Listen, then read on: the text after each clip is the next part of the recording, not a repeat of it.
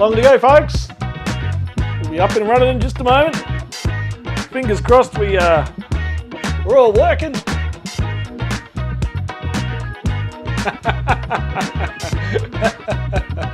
Oh, don't go too soon. All right.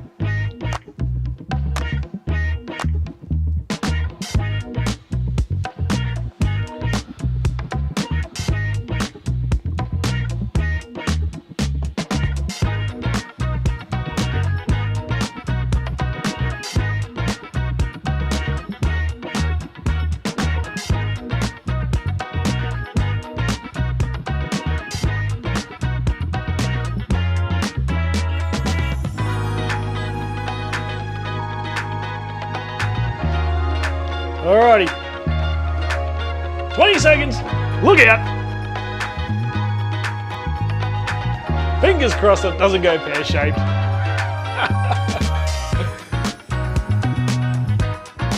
Great prizes again tonight. Here we go, folks. Let's do it. Wanderer Trivia. Here we go. Alrighty, folks. Here we go. Grab your drink. Grab your popcorn. Settle in, because you know what? The Wanderer is live, baby. Here we go.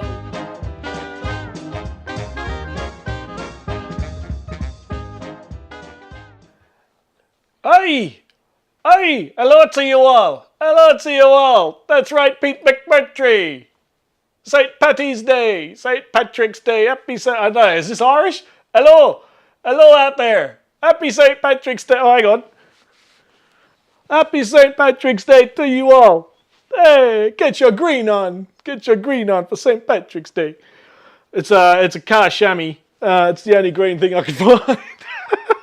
I can do with a wash. Anyway, howdy folks, how you going? Happy St. Patrick's Day to you all.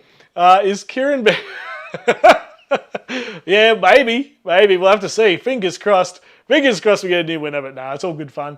And welcome everyone. Hope you have had a great week, a great weekend just gone. Some good footy was played over the weekend. Some bad football was played over the weekend. But we're into it now. NRL season's kicked off. The rugby union's still going. And AFL's kicking off. And I thought, don't they all have speech problem? Speech problem. Oh my God. Happy St. Patrick's Day, everyone. I hope you've all had a few. We've lined up a special drink for St. Patrick's Day. Guinness out of the can. I've never had it out of the can before. So we'll give that a pour in just a moment. We'll get stuck into that. Hope everybody's well. Cooking tea in the jet boil. Good stuff. You can cook up some good feeds in that jet boil. Congratulations again to all the winners last week. And we'll see who takes home the prizes this week. But good to see you all. And yeah, that jet boil. They've got a new jet boil out. It came out this week, or over the weekend, I think. I'm not sure what the difference is. It looks like it's something to do with the where the flame sort of is on the jet boil at the bottom now. I'm not really, I haven't seen it in person yet. I've only seen pictures online. But yeah, some sort of new flame mechanism or something like that. So hopefully they haven't stuffed it right up. But yeah, Lisa Wood, howdy. Happy St. Patrick's Day. Happy St. Patrick's Day to you all. I hope you're getting on it. I hope you've had a few or you're about to in the spirit of St. Patrick's Day. Has anyone had the Guinness out of the can? Guinness draft out of the can. Yeah, there's something inside it wiggling around. Nice drop, says Fat Pixie. Yeah, we're about to find out. I couldn't find my proper beer sort of stein glass I've got. I know that's German, not English, Irish, but whatever. So I've got this old little beer mug that I found up in the back of the shed, up back of the shelf there. So we'll give that a crack and see how we go. And it's all about the paw. It's all about the paw. The thing in the Guinness can is called a widget. Righto, okay, yeah, there's something rattling around in there. We'll give it a go. And then we've got to let it sit. Now you've got to let it sit for like a minute or two or whatever. I was talking about Guinness on the last stream actually, and I quite enjoy it now. I quite like Guinness. And caught up with Stolzy and his missus up Greenbank RSL last week. And also saw them at the 4x4 show over the weekend and had a Guinness and lunch with those guys. So it was great to catch up with Stolzhammer and the missus. They may or may not be on tonight. I have no idea. But if you're out there, howdy, howdy. Only about 1,000 times. You must have... G'day, Mark. You must have missed me. Garbo Flimmer 18. The Wanderer AUS. Have you heard of our Aussie family adventures because they do road trip videos? No, I don't know if I have, mate. I don't know if I have. Cool name. Garbo Flimmer. Flimmer. Murphy's Irish Stout is better. Yeah, they had this one and they had Kilkenny. And I went with Guinness because I enjoy Guinness now. I never used to as a young fella. And I never really tried it until probably about 5-6 years ago and loved it. There's another winner from last week, Anthony Wicks. Hope you're well, mate, and exciting few weeks coming up for you, mate, by the sound of it. So that's pretty cool. Everyone's saying g'day to Wixie there and Jack. G'day, Jack. Hope you and the missus are doing good up at Harvey Bay. Hope all the flooding and all that sort of stuff has subsided and things are getting a little bit back to normal up there.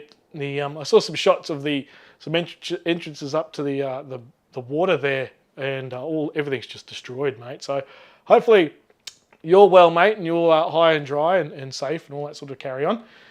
Timmy Ryan, howdy, mate. Good to see you. And yeah, g'day, Garbo. I like that name, Garbo. I like the picture too. Good one, mate. Yeah, righto. So let's crack this open, and then we'll get stuck into tonight. We may or may not have a special guest tonight. Again, hey, look out! Oh, it's a boy. It's a boy. Now, someone told me to wait 30 seconds before you pour it, so we'll do that. We'll do that. We'll give that a... Geez, that bloody gave me a fright, I tell you. You don't expect it to explode when you crack it open. Goodness me. Going well. Yeah, good stuff, Jack. And yeah, hopefully things are returning back to normal up there in Harvey Bay for you. Lee's on. Howdy, Lee. Good evening, peeps. Yes, good evening to you too as well. And I hope things are good.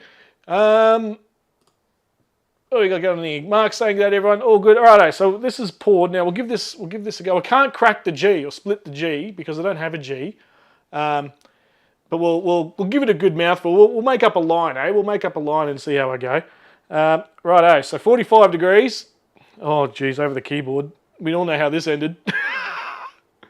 Righto. Now you don't want too much head. Going all right. Yeah, okay, pretty happy with this one. I might get the whole glass in. I don't know. Righto. We'll turn him up straight towards the end here. Oh, we got the whole can in. You little... Oh, look at that. Look at that, folks. Somebody take a photo of that. Oh, goodness me. Don't spill it on the keyboard there, Rob. Righto, we'll let that sit for just a minute. I don't know if you can still see it. Oh, it's just out of shot there. I'll bring it back here. Look at that. Look at that. Hey, sign me up. Sign me up. I'm officially Irish. Now, let's see if it tastes any good. We'll give it a moment to sit and get itself all brewed up. But does everybody else like Guinness? Are you all into Guinness, folks, or you don't like it? Don't drink it out of the can. Yeah, no, that was the tip, Jack. I was going to. I had no plans to get a cup, but then on the lid here it says, pour it into a glass. Pour this into a glass unless you are a drongo. So I didn't want to be a drongo, so I poured it into the glass. So no comment, Roberto. yeah, I got to watch me P's and Q's, I suppose. Josiah's in. Howdy, Josiah. Are you on the Guinness, mate? Are you on the Guinness? Josiah and I, we were going to look to go out today and have a couple of brewskis, but that didn't happen. Fat Pixie said stop. Yeah, I think we're good. What do you give that, folks? So let me hold it up. What do you give that? Out of 5 Akubras, how many Akubras is that? I'm going to give that 5 Akubras. I'm pretty happy with that. Oh, dear. Yeah, Josiah, did you end up on a couple of brewskis or what? What'd you get up to, mate? It's supposed to be in stages. Oh, yeah, that's right. No, you are right. Yeah, you're not supposed to do it all in one hit. Ah, well. Last week's winner's sons has entered. Oh my goodness. Requius Blitz. That's another new one. Oh, come in, oh, I'm going to struggle after that with that name after a Guinness. Jeff Travels is in. Howdy, mate. How's everybody weekend? Did everybody's team win? Now I feel like a Guinness. Go get one, mate. Get stuck into one. How's it smell? Yeah, it doesn't smell as strong as off the tap. That's for sure. That's for sure. We'll give it a go, eh? Hang on, before I do, I don't have a pen. We'll make up a fake line to split the G. We'll go halfway between the first little, I don't know, whatever you call that on the glass. Righto, here we go. See if we can split the G. The imaginary G.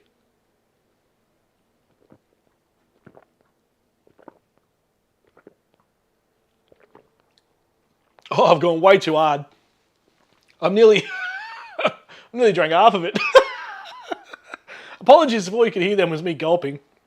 But not bad, not bad. I will say it's not as cold as out of the tap. Not as cold as out of the tap, if you know what I mean. Yeah, I don't know. I like it though. You could easily drink it. Easily, and I easily will. 4.5. Hey, let me catch up on the chat here. My thing's going a bit AWOL. 4, that's a solid 4.8. 10 out of 10 from Jack. Thank you, mate. Thank you, mate. I'm pretty happy with that. I'm going to give myself 5 Akubras. Yeah, thank you, Lisa. 5 Akubras. What have I missed? You missed the world's best pouring of some Guinness, mate. Where hello, St. Patrick's Day. St. Patrick's Day to you all. Josiah, no brewskis today. Saying Straff trivia. Yeah, absolutely, folks. Don't get too pissed. Don't be like the host and get too off your rocker. No comment on the footy, Rob. Move on, please. I tell you, there was some big blow-ups this weekend. Oh, my goodness me. The Broncos are in serious trouble. An old mate, what's his name? Reece Walsh. Send him back to reserves. Simple as that. And go the Rooster. Fat Pixie, yeah, Roosters. And my second favourite team, the Storm. They went all right. Jack saying g'day to Josiah there. Looks delicious. Cathcar, yeah, absolutely. It is certainly that. It is certainly that. Don't swallow the widget. Oh, yeah. Yeah, that's still in there. Can you get it out? Is that a thing? Can you? We'll try and get it out later. When this is empty, I'll try and get the widget out. See what it looks like, eh? Like I said, first time out of a can. Anyway, we'll move right along. After a couple of those, you might start singing Irish songs. Yeah, that's right. Oh, dear. It is easy drinking. It certainly is, mate. That's quite nice. I wouldn't mind it. It might have been my own fault. I got it from the bottle this afternoon. And I put it in the door of my fridge, not sort of in the fridge, if you know what I mean, like in the center part.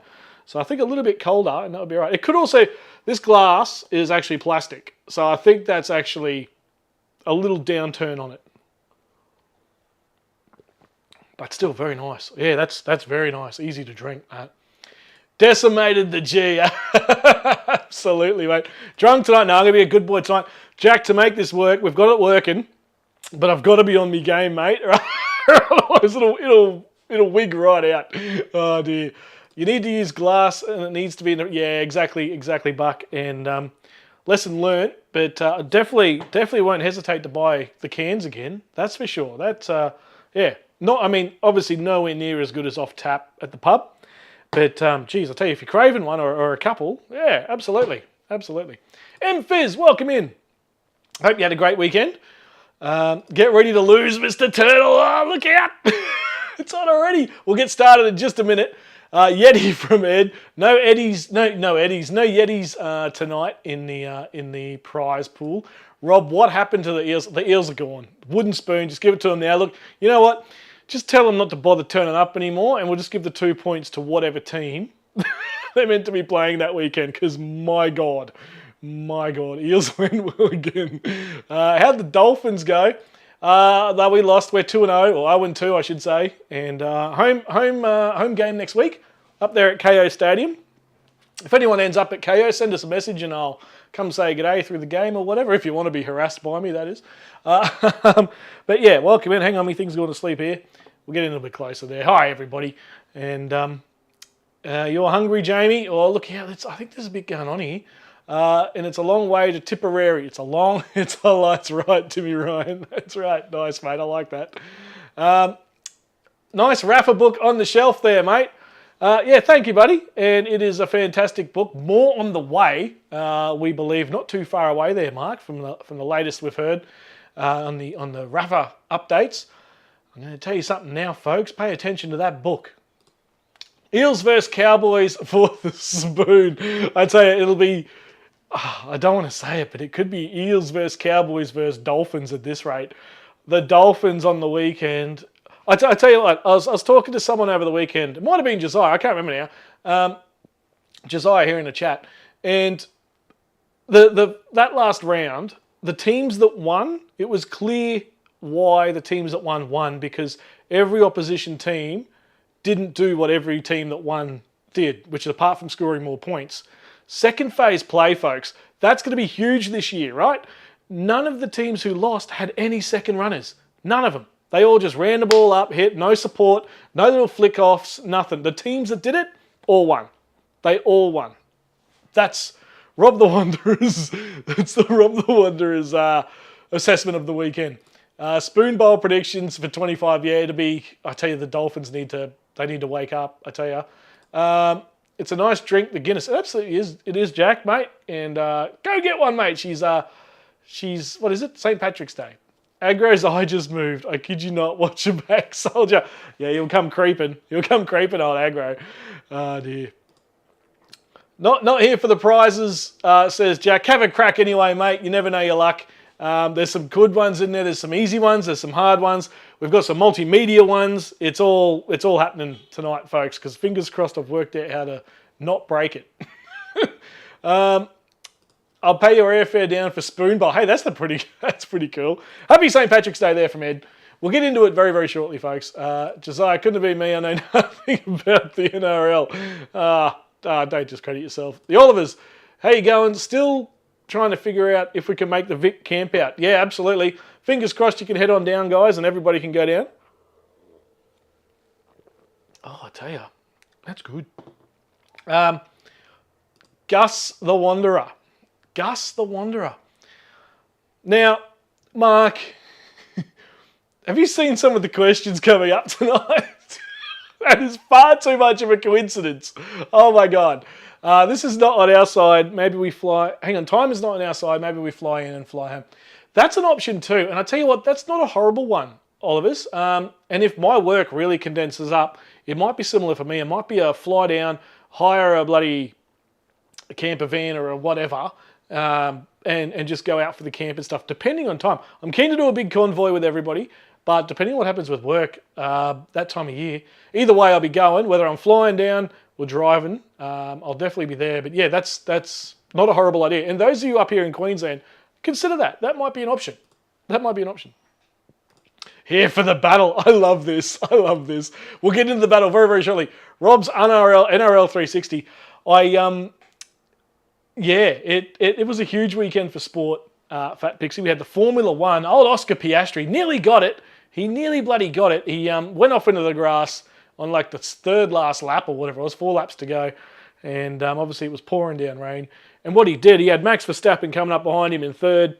And he's gone off the grass. I mean, he knew Max was there. And what he's done, he's on the grass in the wet. And he's floored it on the grass where you would normally sort of ease off and then come back on the track. But then he would have lost the position to Max. But he floored it in the fear of Max getting in front of him. He comes back onto the track in front of Max Verstappen, but then just couldn't hold it and went straight off into the other grass, and that was the end of it. So, natural reaction there from Piastri. I probably would have done the same thing. In my previous days as a Formula One driver, I probably would have reacted the same way. Yeah, unlucky there for Piastri. But that's going to be a tight battle all year. Those of you who follow the Formula One, that's going to be huge this year. Stolzy's in. G'day. Those pretzels are making me thirsty. Sorry, that Guinness. It is a meal, isn't it? It is. I had a big feed too before I came on, so I might end up drifting off here tonight. Camplify again. Yeah, possibly, Olivers. Possibly. It's an option. It's definitely an option. Again, more time than anything. More time. Everyone's saying g'day to everyone there. Jenny's in. Welcome in, Jenny. Hope you had a great weekend. Hope everybody had a great weekend. And no matter what you did or didn't do, hope it was a good one. Right. Now, I may or may not have a special guest on tonight. So I'll hold off what we were going to do. We might get stuck into some trivia. It's 10 to 6. There's a couple of things I was going to talk about. In fact, you know what? I'll quickly talk about this before we get into trivia. Lake Eyre is shut down, folks. We can no longer go. Right, straight up. We'll get into it, Oliver's.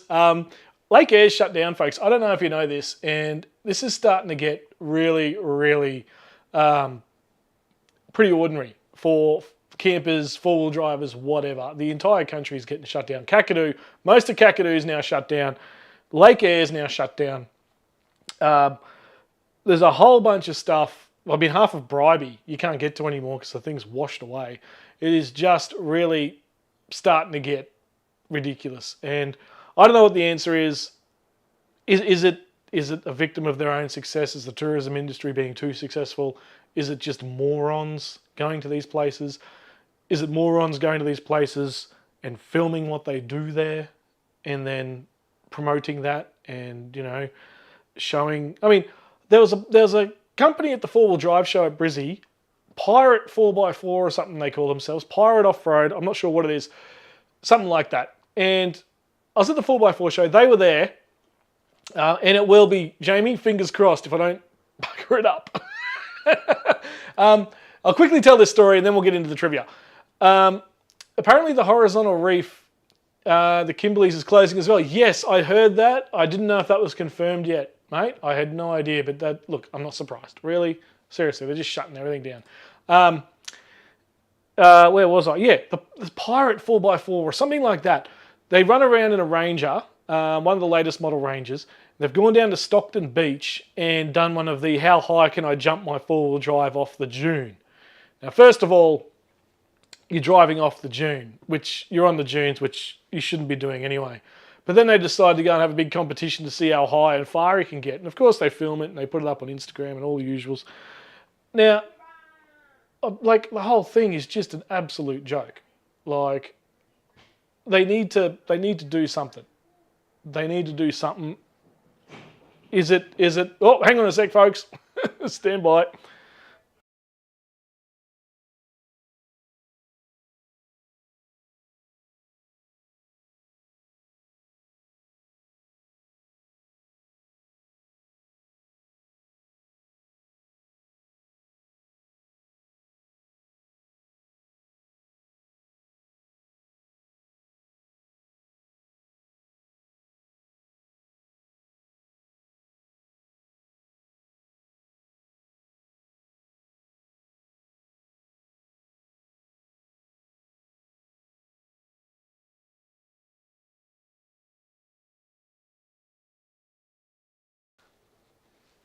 All right, we're back.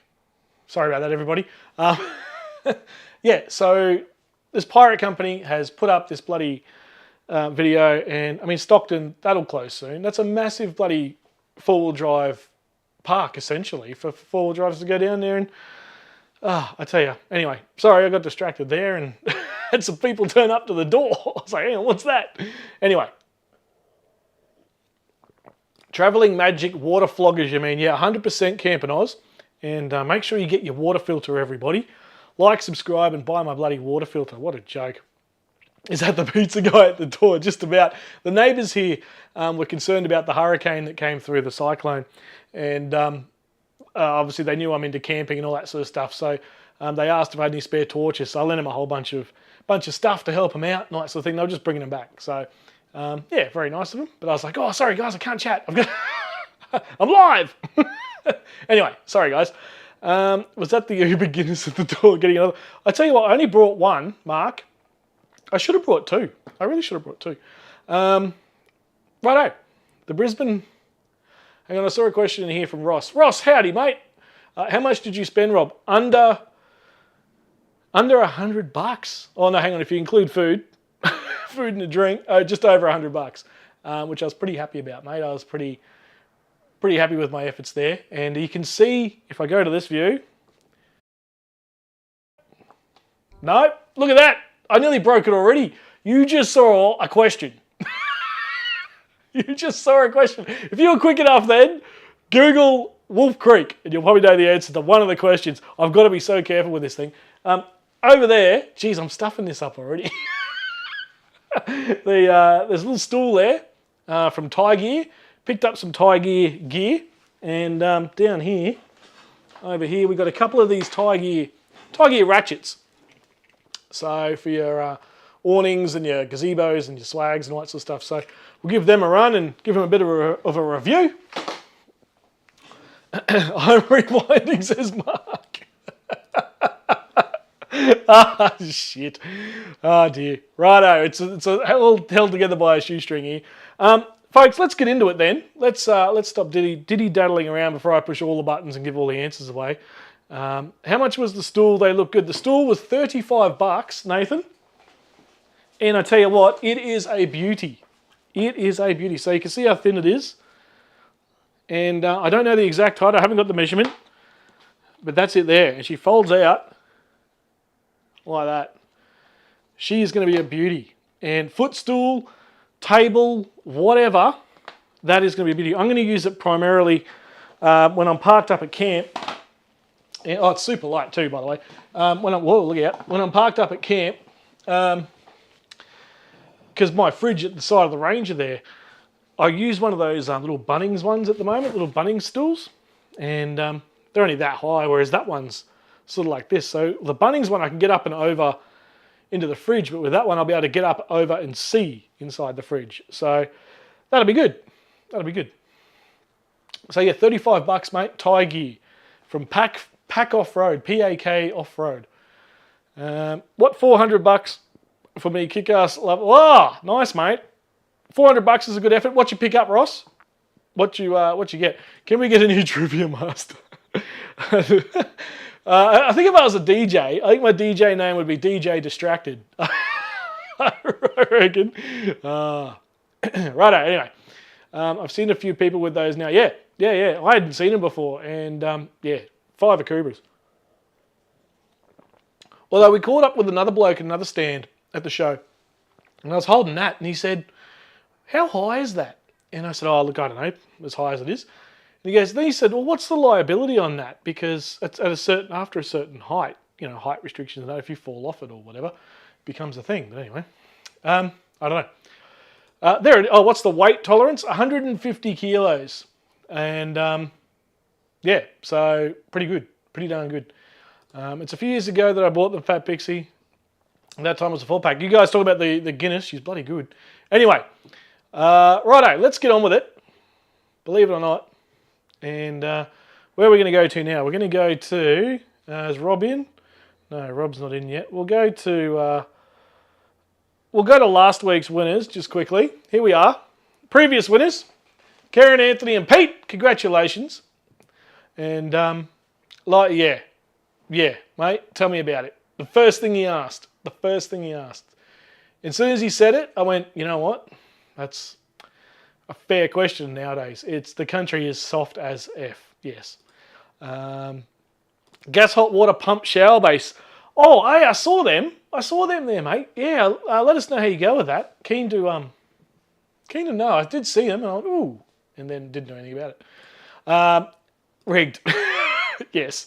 Last week she could accuse me of rigging it because the whole thing wigged out. Now, fingers crossed it's not going to do that tonight. It was rigged from Jamie. I love it. Yeah, so last week we had Pete. Pete hasn't sent me a photo of his yet. He's off camping. I don't know if he's in the chat. I think I saw his name just before. He received his gift, and Michelle has claimed it already. So he won the coffee cup. He won the coffee cup, and it's already gone to the missus, which is situation normal, right? Anthony got the sticker pack, and the jet boil obviously went to Karen. So well done to you all. Congratulations, and yeah, well done. And we'll see who takes out tonight. Now, tonight, we've slightly got a few changes. Mark, I tell you, you're on fire so far. Don't peak too soon, mate. Don't peak too soon. Need the bunker next time. Yes. Jamie is struggling that I'm smarter than him. Tonight, it's a whole new ball game, folks. It could be anybody. Well done to the winners, absolutely. And right, let's get to tonight's how to play. We have 31 questions. Fingers crossed. One tiebreaker. That's the 31st question. Whether or not there's a tiebreak question needed, we will run the 31st question. There's 30 seconds to answer each question, and then between each question we have a 30-second gap while the computer works out who's winning, who's losing, where we're all at, that kind of thing. And then we'll do leaderboards, if I remember, after every 5 questions, right? Answers are done by placing the number of the answer that you believe is correct in the chat, right? So 4 answers for each question. What's Rob's YouTube channel called? 1, Drongo, 2, Idiot, 3, Guinness, 4, the Wanderer Oz. You would put in the number 4. If you think that's the question, the answer. You don't need to type in the whole answer. This is why we're only doing YouTube. If you do this on Facebook, you've got to type in, it's a whole thing. Anyway, but this is why we're only on YouTube tonight. Now, points are tallied on correct answers and the fastest correct answer. So you might go, Rob the Wanderer, bang, number 4. And then the next question comes along and you go, oh, I don't know that answer. Oh, I think it's John, right? But then you, who didn't know the first one really quickly, knows the second one really quick. So that's how we're going to roll, folks. Fingers crossed we don't end up with a tie. We shouldn't, because it goes off speed and the right answer. I think last week there was a delay in my answers thinking it could have been me. Yeah, there was a lot going on, Mark, last week, and fingers crossed. I've rehearsed this a couple of times. Fingers crossed we're gonna be all right. 5 jackass. Nice, Nathan. Nice. All of the above. Yeah, there could be an all of the above. Absolutely. And right, and leaderboards will be shown after every 5 questions. If I forget to show a leaderboard, I apologize. I'm going to try and do it after every 5. When I remember, I'll throw it in. I had delay for sure. There could be, I'm not sure how. We'll see how we go. So, like I said, it's all kind of new. Luke, your read's in. Howdy, Luke. I don't know if you said good day earlier, but good to see you here, mate. Back at the cafe for now, but I might give mechanics a go. Hang on, what? What? Is this for work, mate? Anyway, sorry. There will be no tie. I will be out in front. Very good. One winner will be announced. So be careful, everyone. I'm as dumb as I look. Right. One winner at the end of the game, second and third prize. We'll go through the prizes in just a second. Question 1 to 5 is general knowledge. Question 6 to 10 is about the Wanderer Oz and the YouTube channel. Questions 11 to 15 are about Aussie TV shows. 16 to 20 are Aussie movies. 21 to 25 are Aussie music. 26 to 30 are Aussie history, or just Australia in general, I suppose. And 31 is our fantastic tiebreaker. Do we have a drinks break? Yes, because I will need a refill as well. I'm just about to need one now, so we'll do a drinks break just before we start. And everyone can go do their little wee-wees and whatever else it is they need to do. Lynn, howdy Lynn.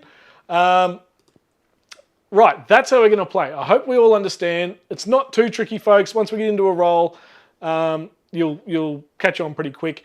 The first few questions are super easy, I think. All the questions have been made up by myself with the answers. I've researched the answers, triple-checked the answers, triple-checked wording. They're as close as 100% accurate as I can get. Yeah, so we should have a bit of fun. It's going to be pretty, I might as well go, Jack, mate, I think you're going to surprise yourself, mate. I'm backing you, buddy. And, right, so we'll do that. That's the way the game will play. First 5 questions are pretty easy. There's a few easy ones throughout and a few tricky ones throughout, so pay attention. I've already hit the wrong button once, so you've seen a little sneak peek at a question coming up a little bit later. Or an element of a question coming up a bit later. But that's it. That's how we're going to play. Now, tonight, we have first prize. I don't have it here because whoever wins, I will ship this to. A Salty Captain, you'll get it from your local Anaconda store. Salty Captain 4-wheel drive and boat wash kit. Now, I didn't know that washing your car could cost this much, but apparently these days it does. So, Salty Captain 4-wheel drive and boat wash kit. This is pretty good. I've seen this in person. And I reckon I reckon we're going to go all right. This will be pretty good. This will be a pretty good prize. All of that on screen, the chamois and the big jet gun blaster thing, whatever you call it, the detergent, the wash, the cleaner, the hydro, captain's musket. I think that's the gun. And that's a hand mitt and towel pack. So I keep seeing these blokes on Instagram, this salty captain mob, and I don't have any of the kit myself. I can't remember the last time I paid $219 to wash my car, but hey, that's what we're doing. Is one of the prizes ahead for a one? Look, I might have to start stocking up on them soon. Wink, wink, nudge, nudge. Not tonight, Nath. No, soon. Coming soon to the Wanderer. Engine heads. Right, so that's our first prize. Second prize. Oh, what's this? Wow, this is better than Sale of the Century. If I ever get the game started, it will be. Right. Second prize is an Oz tent, which I have here. I'll show you, folks. An Oz tent peg and guy rope bag, large. Now, this is it here. I will post this one out. That's it there. 410 GSM canvas, PVC inner lining, elasticated mesh pockets, zippered peg department, external ID sleeve, so you can say whose it is, and a padded carry handle. So this is it. This is it here. There you go. Oz tent peg and guy rope bag large. There you go. That's it. I won't open it, but there you go. It looks bloody good, I tell you. It looked good in the store, and I get around with a old Oz Trail one, and that goes well as well. But I like the idea of separating the pegs and the ropes because they just get all in the way, I tell you. Especially when, like, if it's been raining and stuff and they're all wet. Oh, I hate that. Right, so that's our second prize, valued at 90 kahunas. And if it's definitely rigged. I've changed up the questions. I've got new questions. Pretty good. I got one. I bought my Mazda as a giveaway with the BT. Is that the wash kit? G'day, Bruce. Is that the wash kit, mate? Right. And third prize, selected by yours truly, the Wanderer Oz Selected Fishing Lures Kit. Hand-picked by me. You've got the Jarvis Walker. Hang on, I've got them down here. The Jarvis Walker. What have I got? The brim. That one there. You got the brim. The brim lure kit. We've got a Vibe shad. I have no idea what that is supposed to catch, but that's it there. And we've got the pillies. Get up the pillies. Sounds like a football team. Fins up. Fins up, exactly right. And the squid, I love this one. The Squid Hunter 3.0. What a name. You got to catch something with that, right? The Squid Hunter. Oh, that was upside down. Sorry, folks. There you go. The Squid Hunter. It's still upside down. Whatever. Jordan. Evening all. Heading home from work. Probably give this a miss as knackered and got shit to do in my camp room. Fair enough, Jordan, mate. That's all right. That's all right. Good to see you, mate. Glad you're well. Get a good night's sleep and yeah, we'll see you soon, mate. And appreciate you dropping in saying g'day though, buddy. Appreciate that. And good to know you're kicking along nicely. Someone else could have the lures. I won't need them. If you look down the bottom there, where it says valued at $20, guaranteed to catch fish, buck. The Wanderer Oz Selected Fishing Lures. Guaranteed to catch fish. So, you're in. You're in, buck. This could be it. The Kmart lures will still catch fish. Yeah, I'm a lure guy, Mark. I used to do bait. I just don't have the patience for bait anymore. I've got lures literally in the glove box when I take the fishing rod up on the roof rack and literally just hook them on, go. You don't stuff it around, going through your freezer and the bait and nah. Just give me a lure, throw it in. If I catch something, I catch something. If I don't, I don't. If I win the lures, rest easy. No, mate. Yeah, they're guaranteed to catch fish. Wanderer lures catch fish. Anyway, yeah, see you, Jordan, and yeah, thanks for dropping in, mate. If you're still here, if not, get some rest, buddy. Might catch a kraken with the Squid Hunter. Yeah, that's right. Oh, I couldn't say no when I saw it. The Squid Hunter 3.0. How good. Anyway, Okay, so that's where we're at there. What else do I need to do here? I think we're looking pretty good. So let me get out of that.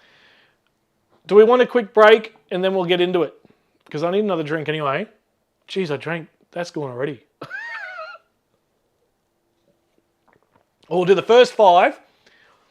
The first 5, then we'll do a quick break. What do you reckon? We'll do that. We'll do that. That way we're into the game and we're off and running. 1, 2, 3. I agree. I still love that name, Garbo.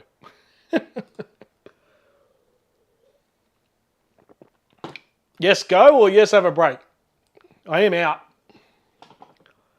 We'll go have a 30-seconder and I'll get another drink. And then we're on. Break time. Righto. I'll clear out my Wanderer thing and we'll go get another drink. Righto. I'll be back in hang on, where are we here? Alright, we'll go for a quick break. Stay.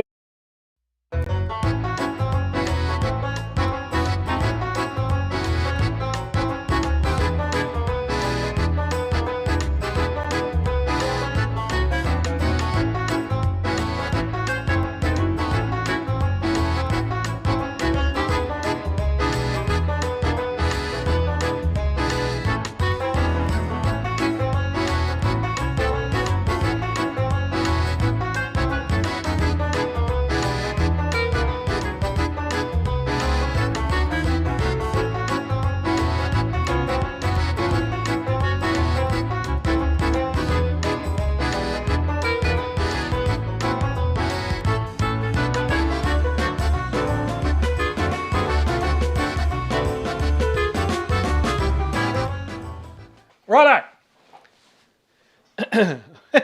Mark Lavelle. We surveyed 100 people and the highest responses were. Righto. This is going to take hours. No, mate, it should take no more than an hour. No more than an hour. 30 seconds, 30 questions, 30-second breaks. Throw in a few little random videos and things we're going to do for some questions. Hopefully no more than an hour. Righto. Hope you're all refueled and ready to go. And we're on the Jamisons now, staying Irish. Jamison, I'm drinking myself. Where is it? How do I get that out? Oh, there you go. Jamison. Hey! Hey there, young fella. What do you think you're doing? What do you think you're doing, young fella? Geez, there'll be some drunk bloody Irish people out and about today. He's got for a slash outside off snump. I love that, Mark. How long will it take Rob to return to house, Rob? Who? That's a good practice question. I like that. I like that. Very good. Now, are we good? Are we good? We'll get a majority of. Give us some thumbs up in the chat. Once we get a few thumbs up, we'll get into it because now people have gone for a break, and I don't want to start the game if they're not back yet. Are we there yet? Karen needs a handicap. Yeah, you might be right. G'day, Jenny. G'day, Jenny. Lock it in. We'll give it a second. We'll give it a second. Put some thumbs up in the chat if you're ready to go. And how many have we got on? We've got 50 of yous on. Hit the like button, folks, and you'll see the little like thing up in the corner there. Go up, hopefully, if I've set it up right. And hang on, I've missed a bit here. Don't have to be Irish to be drunk. Yeah, that's true. Thumbs up. I like that. Miko. G'day, Miko. Oliver's. Everyone looks like, yeah, okay, all right. We got a fair bit of thumbs going on here. Very, very good. Jack with the double thumbs. Very good, mate. Okay. Let's do it. Let's do it. Singers, welcome in. Welcome in, Adam, and hope you had a good day. Good Monday. Mark's off to bed. Night, Mark. Okay, let's get into it. That's ready.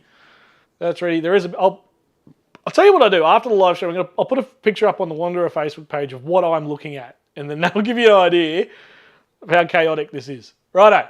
But we're here to have a good time. We're here to have a bit of fun. Good luck to everybody. Right questions, fastest answers. Right answers, fastest answers. All that sort of stuff. It's all a bit of fun. If you win, you win. If you don't, you don't. We'll do this all again soon. But yeah, righto. Let's get into the trivia. All right, the voiceover guy here welcomes you to the Wanderer Trivia. Now, don't be sitting back, sipping your beers and wines. It's time to get ready for some trivia. No time, folks, for clowning around. With some great prizes up for grabs, that's right, you will be taking home a prize. So get those fingers at the ready, because here we go. Now here's your host, live from Wanderer HQ, Rob the Wanderer.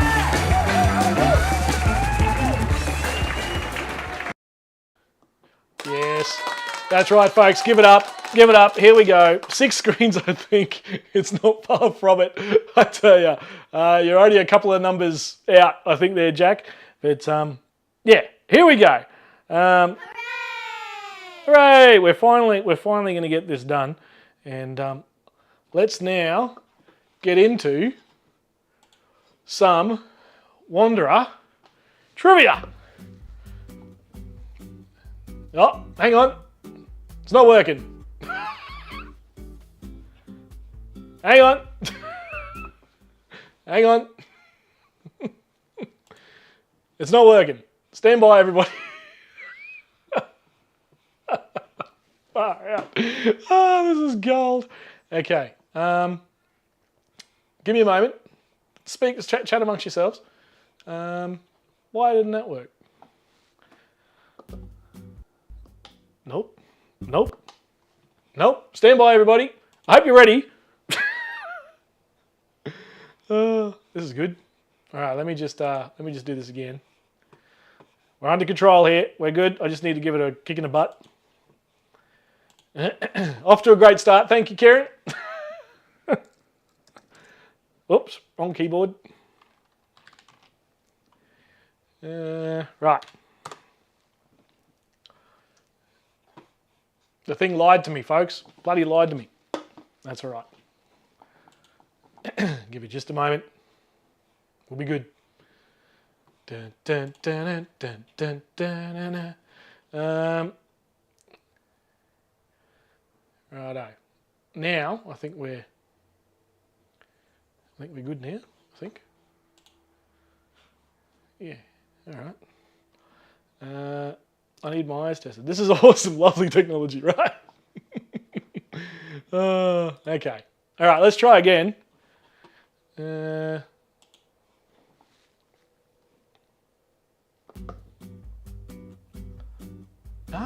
why not? Why not? Okay, okay.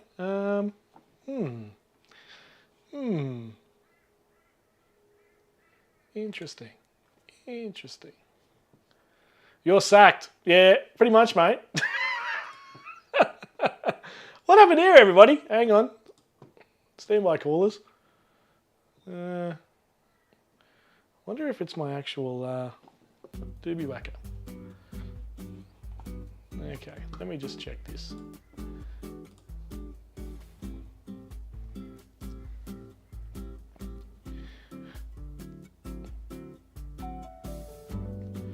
Okay. Right.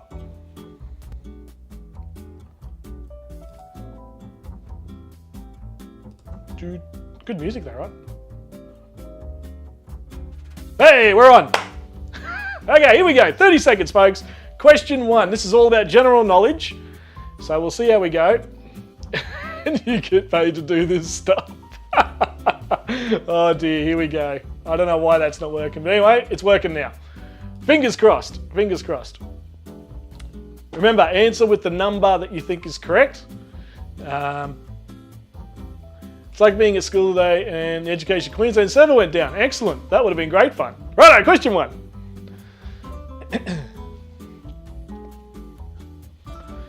What is the capital of Queensland, everybody? Let me turn the music down a little bit for you. There you go. What is the capital of Queensland? Now answer with the number that you think is right.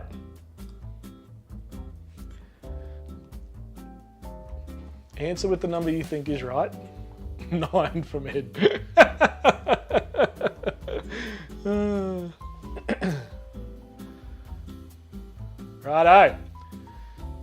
How do we go? So now it's got 30 seconds to calculate the answers, and we'll do leaderboards and things like that.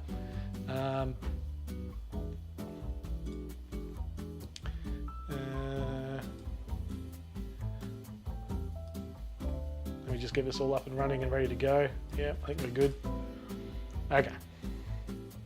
Brisbane was the answer. Well done, everybody. Well done. Right. Question 2 coming right up.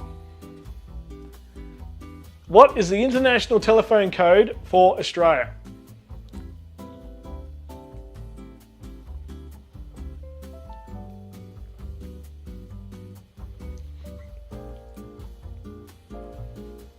What is the international telephone code for Australia?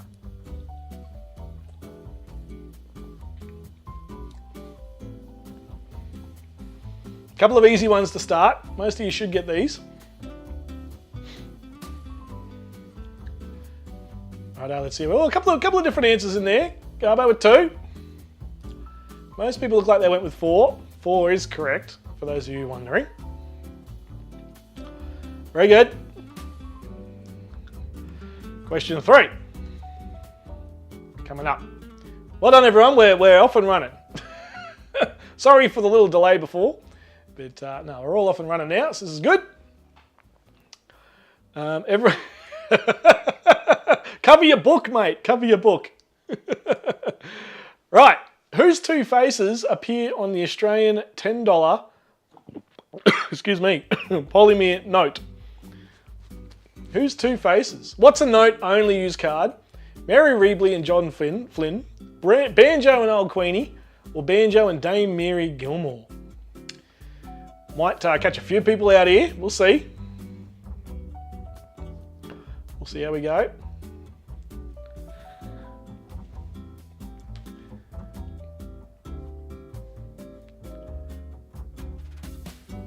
Very good. A few different answers there. 2s and 3s. Yeah, very good.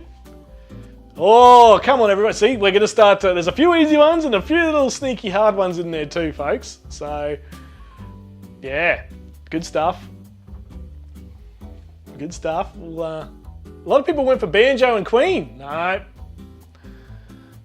No, I think that's Queenie's on the $5 note.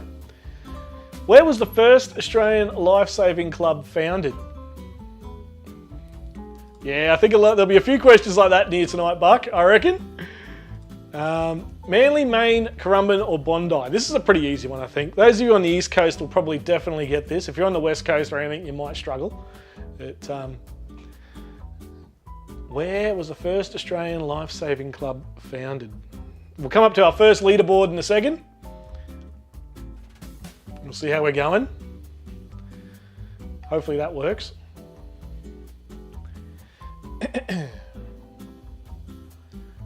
Where'd we all think? Where'd we pick? Oh, yeah, there's a few. Few went for Manly Beach. Yeah, that's fair enough. That's fair enough. But no, Bondi Beach is the answer, folks. Bondi Beach. Bondi, the first ever life-saving club. Question 5. After this question, we'll do a leaderboard catch-up and see how we're going after the first 5 games. First questions. Which constellation seen in Australia cannot be seen from the Northern Hemisphere? The Cooking Pot, the Big Dipper, the Southern Cross, or Leo? All of these are constellations in the sky which cannot be seen from the Northern Hemisphere. There might be some people on a delay there, Jack. I'm not sure. I'm not sure, mate.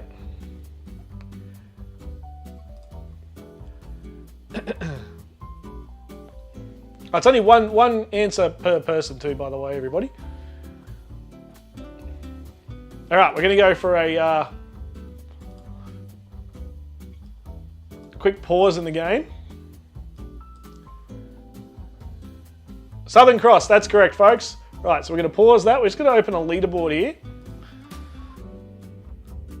Let's have a look here. Oh, okay, let's see if this shows. There we go. There's our top. Here's our leaders at the start. Who we got there? Gary and charging through there, Gary. Who else we got? Smaller Me, Bigger Life coming in second at the moment after the first 5 general knowledge questions. Ed coming in third. Ross, Jeff, Lynn, Bruce, Stoltzy, Nathan, Lisa, Jenny, and Jamie, top 12.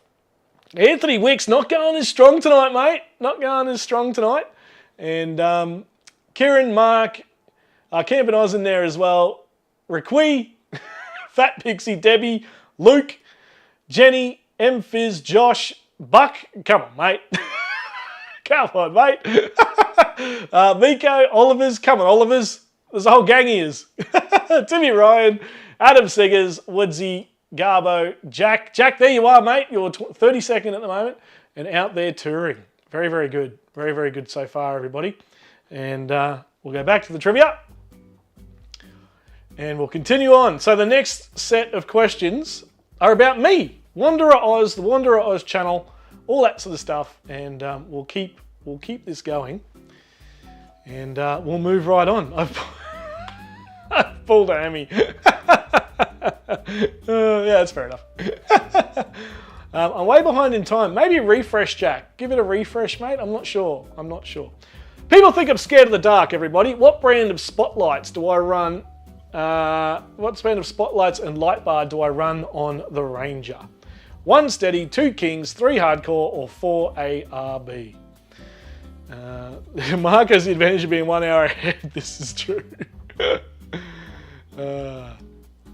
What's the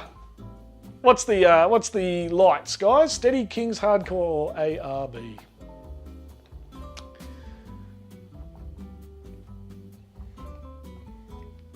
Righto.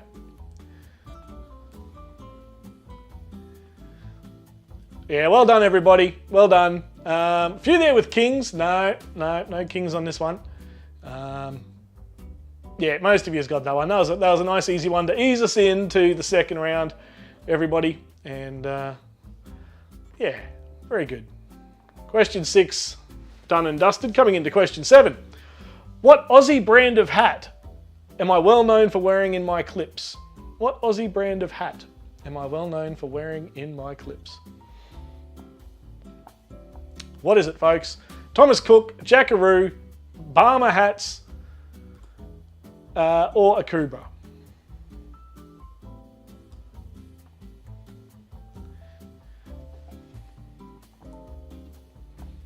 If you ever did a film clip, we would know the answer. That's a fair point. That's a fair point. Oh, yeah, I got nothing for that, Buck, I tell you. All right. A Kubra, well done, everyone. Thomas Cook, no, they do nice. They do nice hats, Thomas Cook, but that's not it. Righto. What we have coming up here now, folks, is our first multimedia question. I think that's right. Yes, question 8. Now, watch this question. Remember, it's Wanderer Oz based, and watch the clip, and then we'll get the question when we get back. So here you go. Tried to leave, I was confronted with this. Running fast, but not very deep. Let's give it a go. After easily making it through that little one, I thought I was home free, until I got to this one. The road was completely washed away underneath it, rocks everywhere as you can see by the water splashing up, so there was no going through here. Turn it around. And with this other road already closed, I had no option but to backtrack, back through my old friends again. Excuse me. Excuse me. Thank you. Coming through. Sorry to interrupt. Sorry. It's okay. I'll be gone in a second. It's okay, mate. Don't get angry. Okay. See yous. Bye.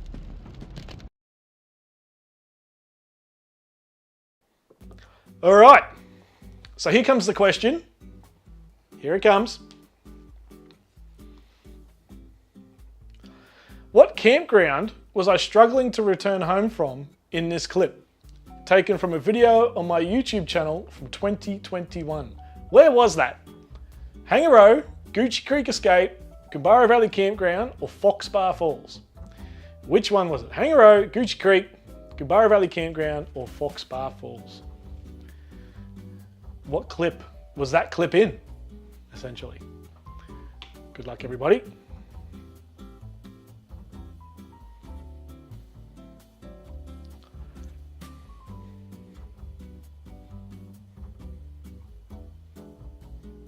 How good's the music? Oh, I thought everybody would do this. I thought everyone would go Gucci. No, it was Foxbar Falls, folks, and it was torrential rain pouring down. And no, so yeah, Foxbar Falls, that one. Had to abandon camp. We packed up, had to get out of there before all the roads shut down. It was pretty wild. It was pretty wild.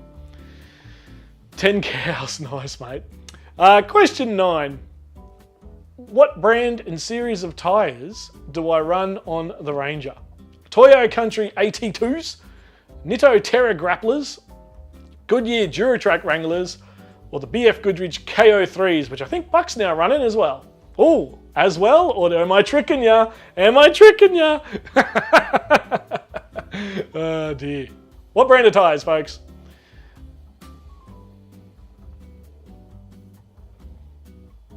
How do you all go?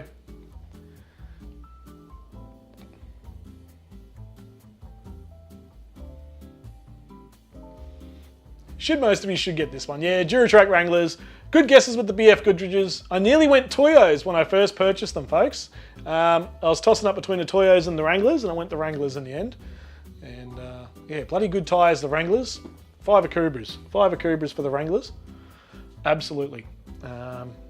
Yeah, well done, everyone. Good guessing. Good guessing. Question 10. We'll do a leaderboard after this one. What town in New Zealand is my latest video on?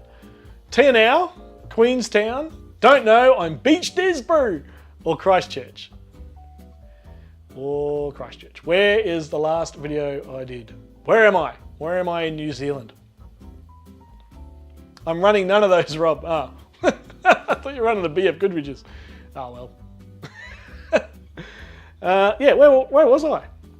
All right, we'll do a leaderboard check after this. Before we move into the next section. This will show how many people haven't watched the video. Oh, there's a few of you that haven't watched it yet. What are you bloody doing? Yes, no, Queenstown was stop 1 on the New Zealand trip. And yeah, so if you haven't seen it yet, get out there and check it out. We're going to have a quick look here at the leaderboard. Let me just give it the old refresh. And let's have a look at the leaderboard. How are we going here? Stoltzy in front. Smaller me still hanging in there in second. Mark Lavelle third. Nathan, Ed, Anthony, Karen, Jeffs, and Lynn. And Lukey Reed coming into the top 10. Well done. Oh, it's getting tight. It's getting tight. Look at that. And 8 points separating the top 2. 500 points pretty much between the top 3.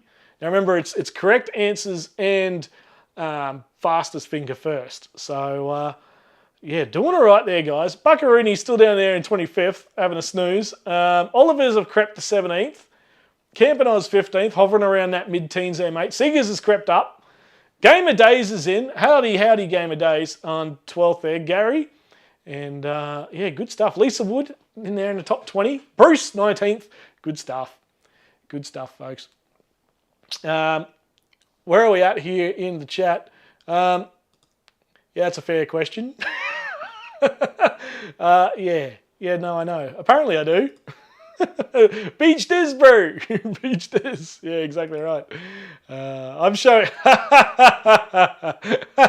That's funny. Oh dear.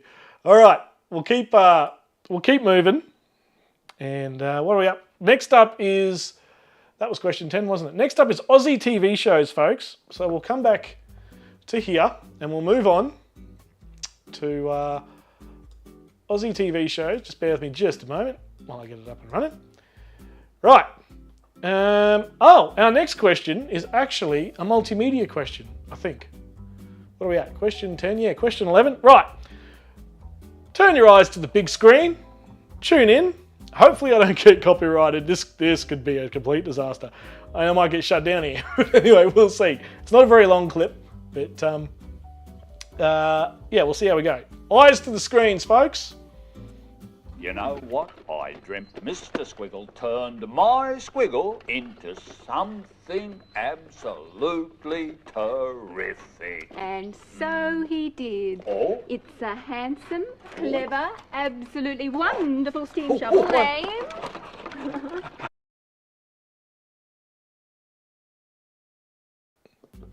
All right, I hope you're paying attention. Here comes the question. TV Aussie shows. What was the name of the steam shovel on Mr. Squiggle who told corny jokes and belched out steam, which was talcum powder apparently, from his nose when he laughed? Was it Rupert, Gary, Bob, or Bill? Rupert, Gary, Bob, or Bill? And Nikki, don't stress. As long as you watched TV about 30 years ago, you'd probably get all these questions.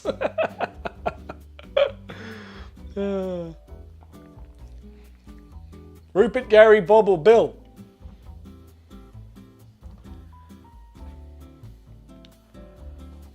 How'd we all go? Yeah, looks like most of you got it right. Bill's the one. Well done, everybody. And yeah, good work, good work. I thought some people might get tricked up on that. Old TV show, that one. Very old TV show, that one. Hope you're all enjoying the trivia here. It's all a bit of fun, and apologies for the slight technical dramas that we are having occasionally. The original Bananas in Pyjamas first aired on ABC in what year? The original Bananas in Pyjamas. We're talking the ones where they're in the suits, they go down the stairs. The original, the OG. Wasn't even thought of 20 years ago. Greg Campbell wants a question on maths. We'll see what we can do, Jamie. Right now we're on Bananas in Pyjamas. When did that first air, folks?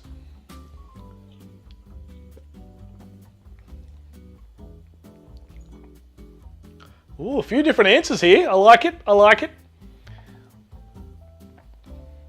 1989. Most of you got that one. Oh no, sorry, 1992 was the right answer. Oh, only 3 of us. You all lucked out there. That's a tricky one. That's fair enough. That's a tricky question. That's a tricky question. Well done to you guys who got it right. And Fat Pixie, Gamer, and Adam Seegers. Very, very good. Well done. Well done. That'll shoot a couple of years a bit higher. Now, leave the money on the fridge is a famous reoccurring line from which classic Aussie sitcom show?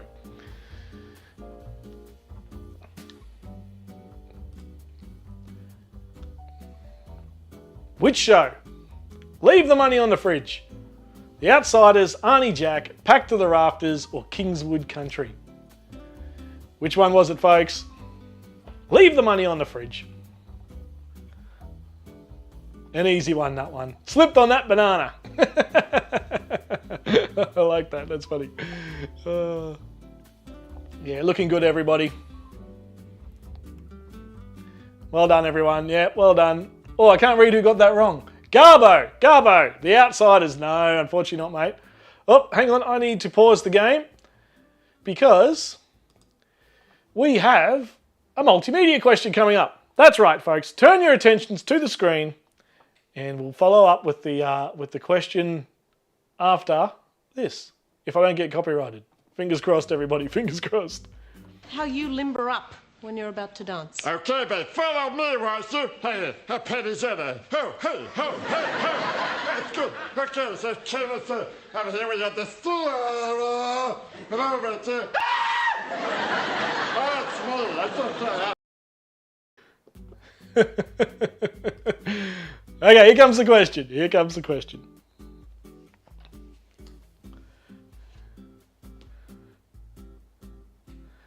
Sean McAuliffe played this unforgettable character on Full Frontal. What was the character's name? What was the character's name, everybody? From this famous Aussie skit TV show. What a fantastic show it was. 99% of which you couldn't do anymore, which is an absolute shame. All 4 names on the screen are character names from the show. All 4 names are from the show. Is it Tony, Milo, David, or Con? Great show. Great show. Let's see how you all went.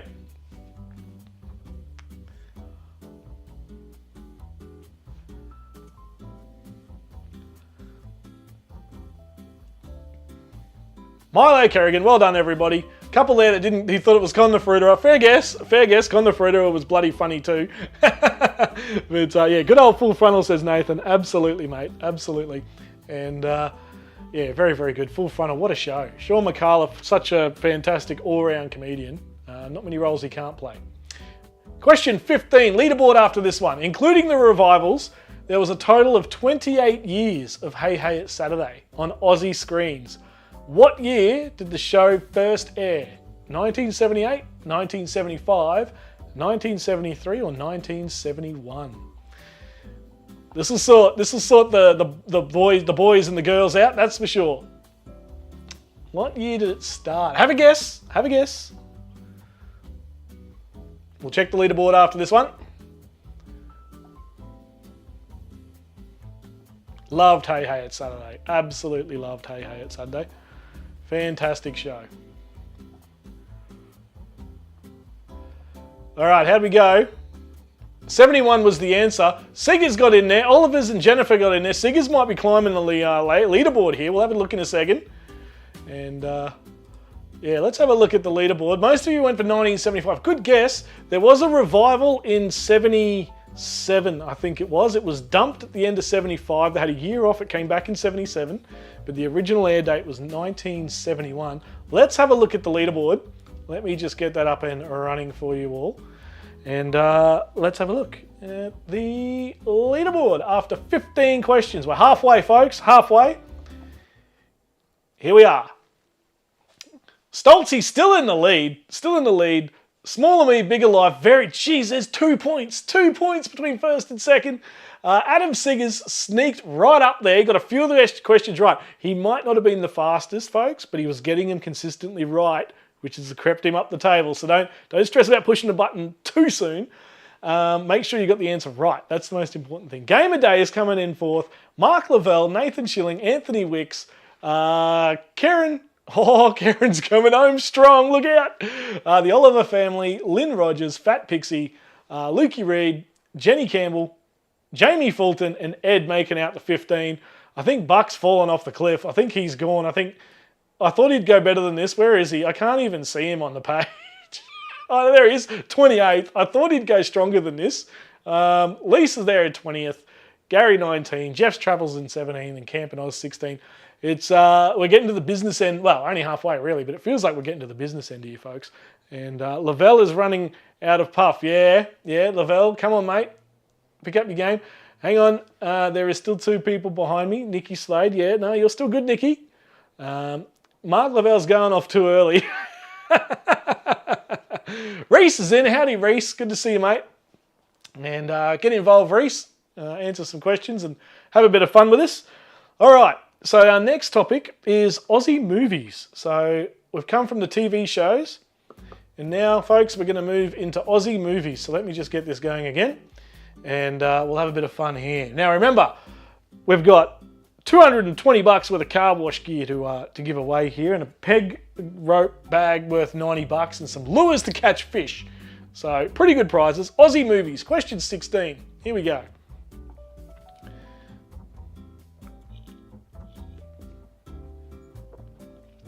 Regardless of inflation, what is the highest grossing Australian film at the Australian box office? It's all Aussie questions tonight, folks. What movie is it? Mad Max, Croc Dundee, Babe, or Australia? Regardless of inflation. Regardless of inflation. Jamie with Wolf Creek.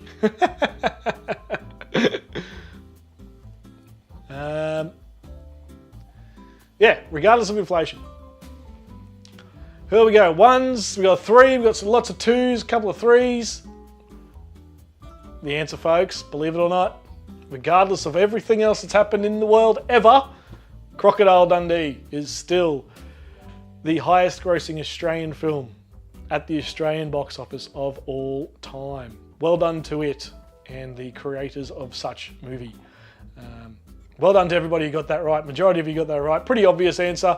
Mad Max, not a bad guess. Not a bad guess. Now, what was the first ever full-length narrative movie ever made in Australia and the world? Australia owns this fact. Thunderbolt, The Story of the Kelly Gang, The Squatter's Daughters, or Australia Calls. They are all movies made in Australia, which was the first ever full-length narrative movie made in the world, which just happened to be here. Don't overthink it. Do not overthink it.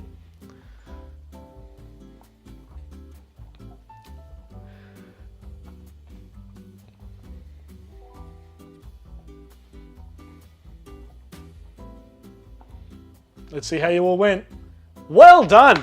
Well done, everybody.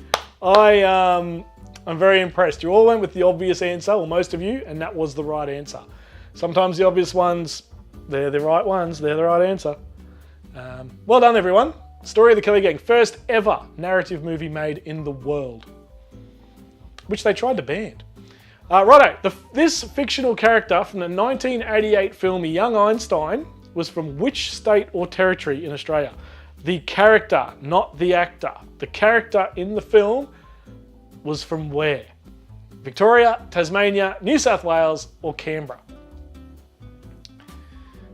Good, because I just guessed that one. Very good. Yeah, Buck's on the way back here. He's coming home strong. Look out. And how do we all go with this one? Young Einstein, what a brilliant movie. Absolute Aussie classic. Flopped all around the world. Absolutely flopped everywhere. But was a huge hit here in Australia. And one of my faves, definitely growing up as a young fella. Tasmania, well done everyone. Bruce, what are you doing? Righto, we're going to have to pause the game here for a second because we have yet another multimedia question. This time on the movies. Fingers crossed for no copyright. We can keep going strong here. Make sure I got the right one here lined up. Yep, absolutely. Turn your attention, folks, to the big screen. Question follows the video. Storm Boy. Colin Teeley's popular book is now a big screen experience. With all its spectacular beauty.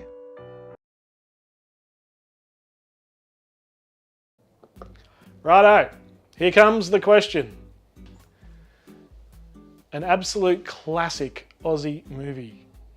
Absolute classic. The question, 1976's Storm Boy movie is based around a young boy and a pelican of what name?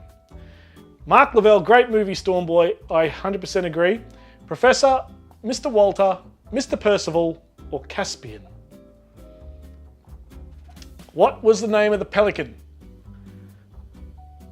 A brilliant movie of 1970s Aussie cinema. If you haven't seen it, get out there and check it out. Absolutely fantastic movie. Watch the original before the new one. Watch the original before the new one. As a very young Jeffrey Rush in it as well, I think. Timmy Ryan with 3. Timmy Ryan's onto it. Absolutely. Well done, everyone. I can't see who got that wrong. Ross, not Professor, mate. It was Mr. Percival. And fantastic movie. Fantastic. Righto, we have yet another multimedia question coming at you, folks, in the movie round. So turn your attentions once again to the big screen. Question follows the video.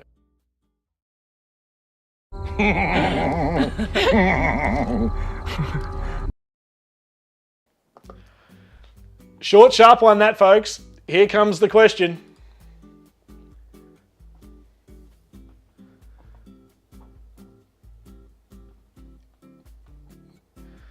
Wolf Creek's Mick Taylor is played by which correctly spelt Aussie actor? John Jarratt, John Jarratt, John Jarratt, or John Jarratt? Didn't expect this one, did you, folks? Hey, coming from Wolf Creek, you're thinking, oh, what's the character's name? Who did he kill? Who's it based on? No, folks. What's the correct spelling of the main actor? His actual name. There you go. There's a bit of Wolf Creek for you. We'll do a leaderboard after this one. Leaderboard coming up. Who got this right? I won't say the answer until the computer tells us.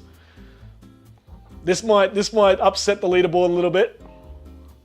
Oh, no, folks. No. Goodness me. Right.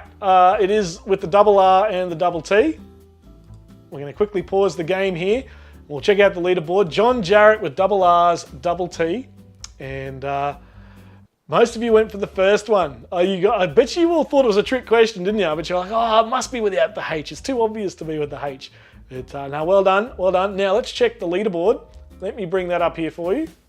And we will see where we're at. Okay, let me bring this up. Who's in the lead? Gamer Days has now taken the lead. Oh, look out. The Oliver's coming in second. Nathan Schilling coming in third. We've had a bit of an upset here. Oliver's coming home strong. Nathan coming home strong. Stoltzy has slipped. Stoltzy, what's happened, mate? What is going on? Ed's coming home strong. Anthony Wicks, oh, look at this. Anthony and Kieran ready to strike. Absolutely ready to strike there in 6th and 7th. Last week, winners. Debbie, Lynn, Fat Pixie, Mark Lavelle, Smaller Me, Bigger Life has had an absolute nightmare. What has happened? You've gone from 2nd to 12th. Dropped 10 spots. Jeff's Travels, Lisa Wood, Adam Seggers. What else we got here? Lukey Reed, Gary. Buck's still hanging down there in the bottom 30. I thought you might have shot up a little bit there, mate. And too many beers, says Stolzy. Josh Hatch coming in 27th. Jenny Cameron. Geez, that round kind of... that sorted a few of yous out, didn't it? I tell you, the Olivers have come in strong. The Aussie movies are clearly Oliver family and Nathan. Big movie watchers. And Gamer Days there. Well done. Young fella Gamer Days. And, that'll be interesting to see if he takes it out. He can wash his old man's car. What do you reckon? If he takes it out. Adam Siggers, M. Fizz. Well done, everyone. That's the current leaderboard with, 6 questions to go. 6 to go. Is that where we're at? I think that's where we're at. How many questions are we up to? 20. No, 11. Oh, my God. Oh, my God. 11 questions to go. What an upset. Absolutely. Smaller Me had a shocker. I'm going backwards. Buck, I don't know what you're doing, mate. You're going backwards. Righto. Let's come back to the trivia. We are going to have a change of topic here, folks. We are going to Aussie music. Now, this may help some of you out. Who perhaps fell by the wayside through the movies. All Aussie, don't forget, all Aussie. Let me just make sure I don't need to play a video or anything in here yet. No, we're good. Let's move on with the next question. Aussie music. Here we go. Good luck. John Farnham's first #1 hit in Australia was with which song? You're the Voice, Sadie the Cleaning Lady, Raindrops Keep Falling on My Head, or One? Which of those was John Farnham's first #1 hit in Australia? Which one was that? 1, 2, 3, or 4? Voice, Sadie, Raindrops, or One? First #1 hit. Where am I at here? I need to make sure I'm not getting lost. 21, okay, yep, cool. No, we're good. Righto. How'd we go? Johnny Farnham just come out of throat surgery for his throat cancer. And never sing again, but geez, what a legend. So glad I got to see him live. 2 was the answer. Sadie the Cleaning Lady. Well done, everybody. Those of you who got in. Nathan, Mark, Miko, Anthony. Yeah, well done, everybody. Well done. And he never used to sing it much towards the end of his career. He'd only pull it out every now and then. And everyone always loved it when he did. Luckily, I did get to see it live, which was nice. Right, here's a tricky one. As the Manly Ferry cuts its way to Circular Quay, Birkin Wheels and Camels, and So Throw Down Your Guns are lyrics from which Australian song? Reckless by Australian Crawl, Downhearted, Great Southern Land, Beds Are Burning. This will sort some of you out. I am convinced that this song is going to absolutely send the leaderboard into chaos.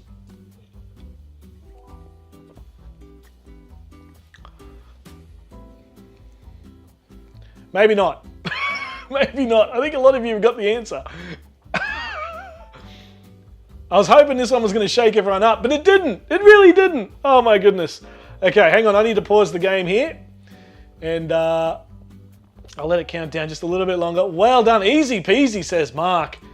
Well, this next question's even easier than that one. And if I get copyrighted, it's going to be now.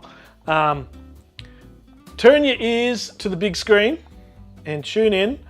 The question will follow this short audio clip, which is going to be incredibly easy. Now I think about it, I should have taken this out, but oh well, got to have an easy question in there, don't we? Right, let's hit it. Once I smoked a Danaman cigar. I drove a foreign car. Righto, here comes the question. Here comes the question. What band had that hit song? Screaming Jets, Noiseworks, Cold Chisel, or Bon Jovi? Aussie Crawl, great band. Yeah, absolutely, mate. Absolutely. 100%. Great tune, says Mark. Yep, certainly is.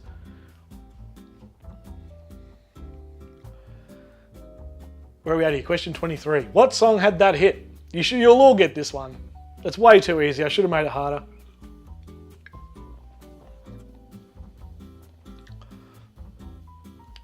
You'll all get this one. Too easy, Robert. Too easy. Goodness me. Dawn Thompson. Howdy, Dawn.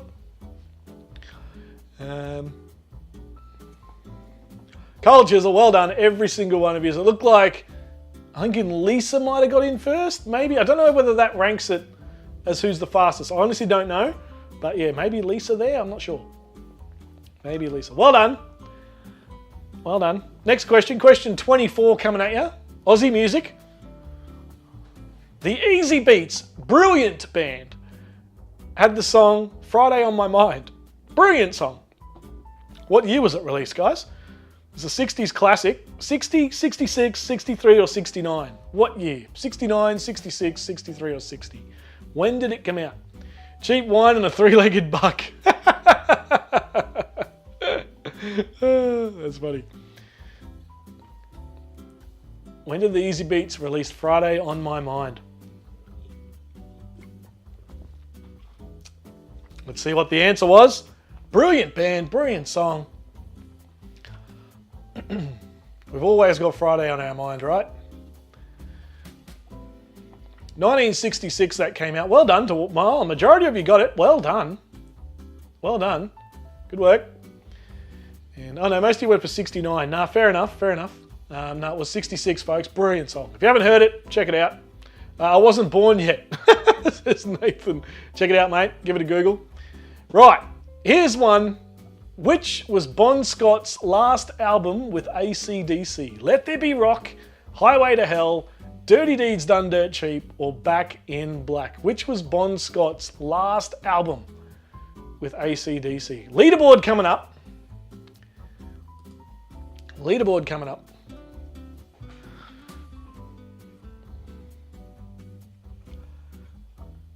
Now, Buck had better get this right, I tell you, after the Legends camp. I tell you. And his little performance. Righto. Who got it?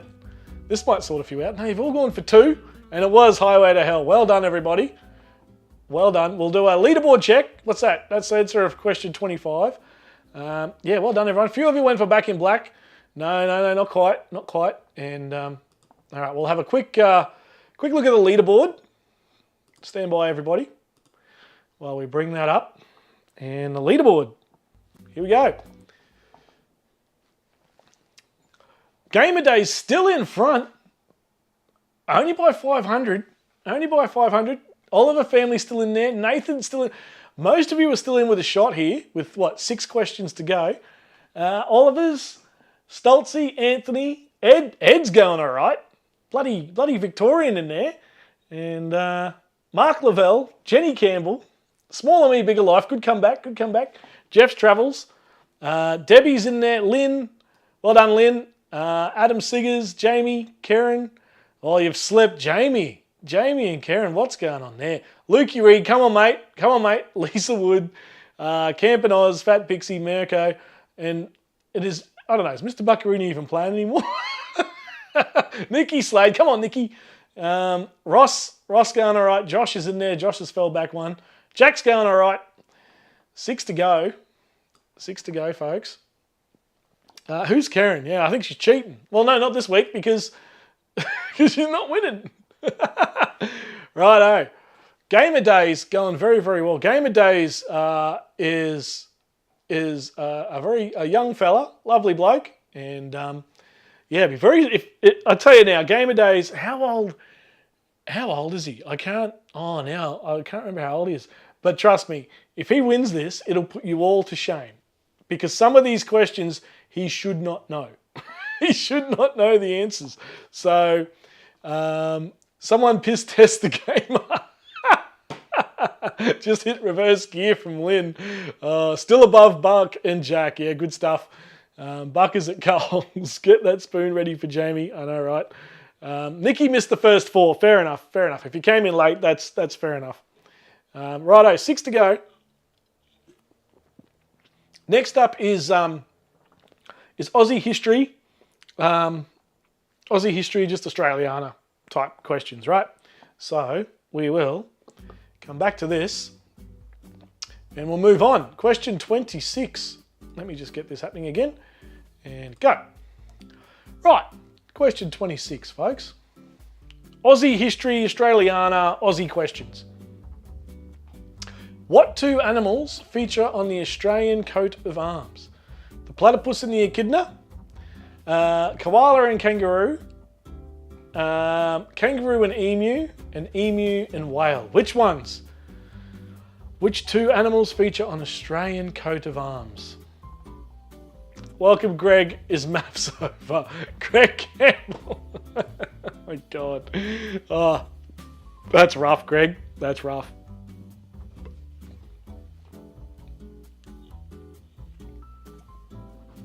Yeah, looks like you all got this one.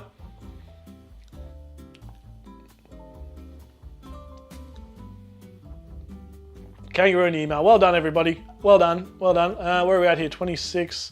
No music. No video questions yet. We're good. Next up, question 27. Well done, everyone. Kangaroo and emu. I would have been very disappointed if any of you got that wrong. If you weren't Australian, or if you were Australian, sorry.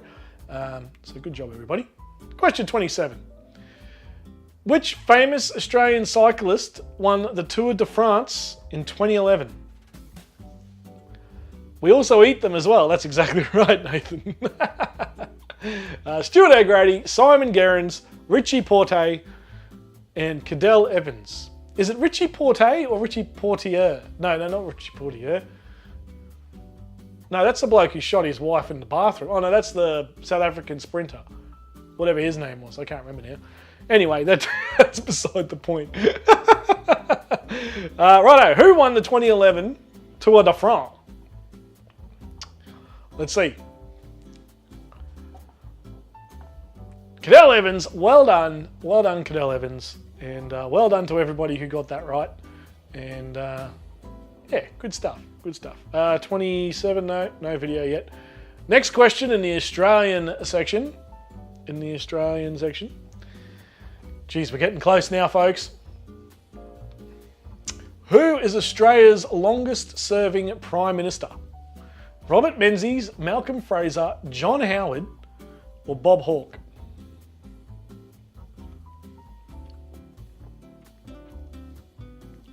Who's Australia's longest serving Prime Minister?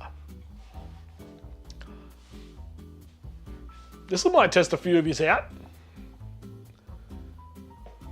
Let's see. Robert Menzies, Malcolm Fraser, John Howard, or Bobby Hawke? Let's have a look. Yeah, a few mixed answers in here. I like it. I like it when there's a few random. Oh, you've all gone everywhere. Look out. Robert Menzies is the answer. Congratulations to those who got it. Yeah, John Howard. Yeah, he was in there for a while. But no, Robert Menzies is the correct answer. Where are we going here? 28 into 29. Yeah, okay. Bob Hawke. Yeah, I thought a few might go for him. Malcolm Fraser. Righto. Which law... Now, Buck, you better get this right, mate. This one is put in especially for you. Which law was adopted in Australia in 1970? The seatbelt law, the public nuisance law, no urinating in public law, or the drink driving law? 1970. Geez, they're all better than the current crop. Yeah, they certainly are, those prime ministers back in the day. Let me tell you. Right. Let's see. Let's see who gets this one. I'm very curious to see. The seatbelt law, the public nuisance law, no urinating or drink driving. The seatbelt law. That's exactly right, folks. Most of you got that. Good guess, everybody. I reckon most of you would have guessed that. I don't reckon many of you probably really knew it. Right, we're going to put a pause on the game here because we've got one last multimedia question coming your way, folks. Seatbelt law. It doesn't say there if Buck got that right. Geez, I hope you did, mate. Well, you're not listed anywhere else, mate, so I want to hope you got that right. Put that question in just to see if you knew it. Righto. Question 30. We're not going to do a leaderboard after this. 25 was the last leaderboard, folks. We got 31 questions, 2 to go. And this next one is a piss on a tree anyway. Exactly right. If Kane beats me, I'm retiring. That's funny. Right, let's get into it. Question 30, multimedia. Turn your attentions to the screen for a short clip, which will be followed by the question. All right, everybody. Fingers crossed this works. Well, the Lang Park crowd, and here comes the Queensland side, led out by Wally Lewis, and listen to that crowd.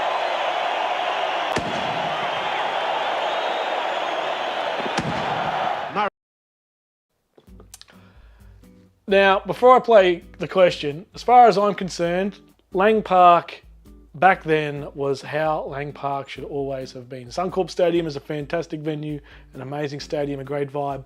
But back in the day, my goodness, I wish I went to a State of Origin game when I was able to. If I was older than what I am, I probably would have been able to. Working there now is absolutely fantastic. Absolutely love working there. It is my favourite stadium to work at in Australia.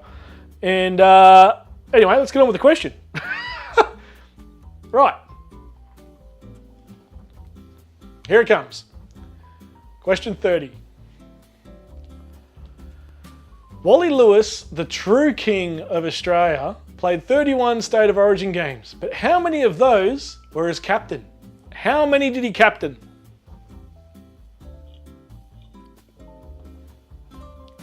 They certainly did. They certainly did, Mark. Yeah. How many of those 31 games was Wally Lewis captain? Rigged Buck.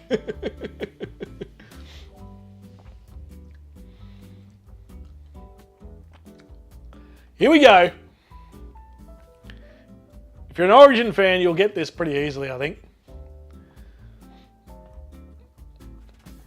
30 is the correct answer. Well done to those of you who got it right. And a lot of you went for 28. I thought you might. That's why I threw that in there. Can't make it too easy for you, folks. Can't make it too obvious. Right. We're going to pause the game here. We have one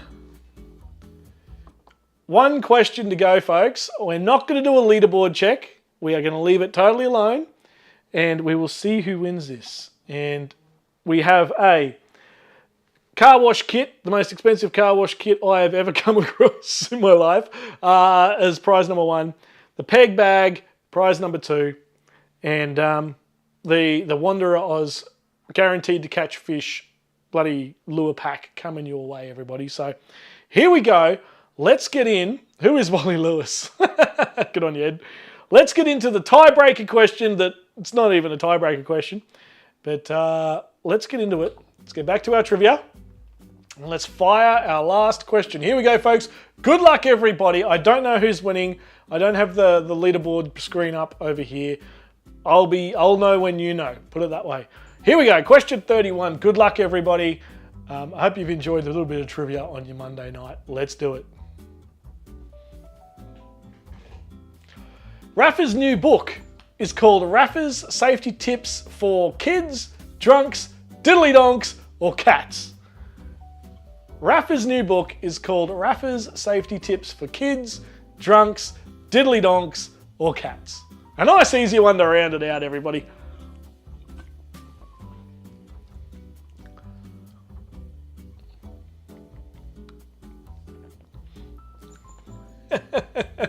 Righto, who got it?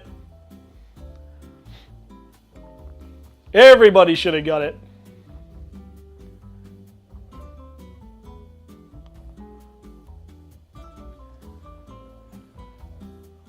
There you go. Kids is the answer. Well done, everybody. And couple there with the diddly dongs. I like it. Very good. Congratulations.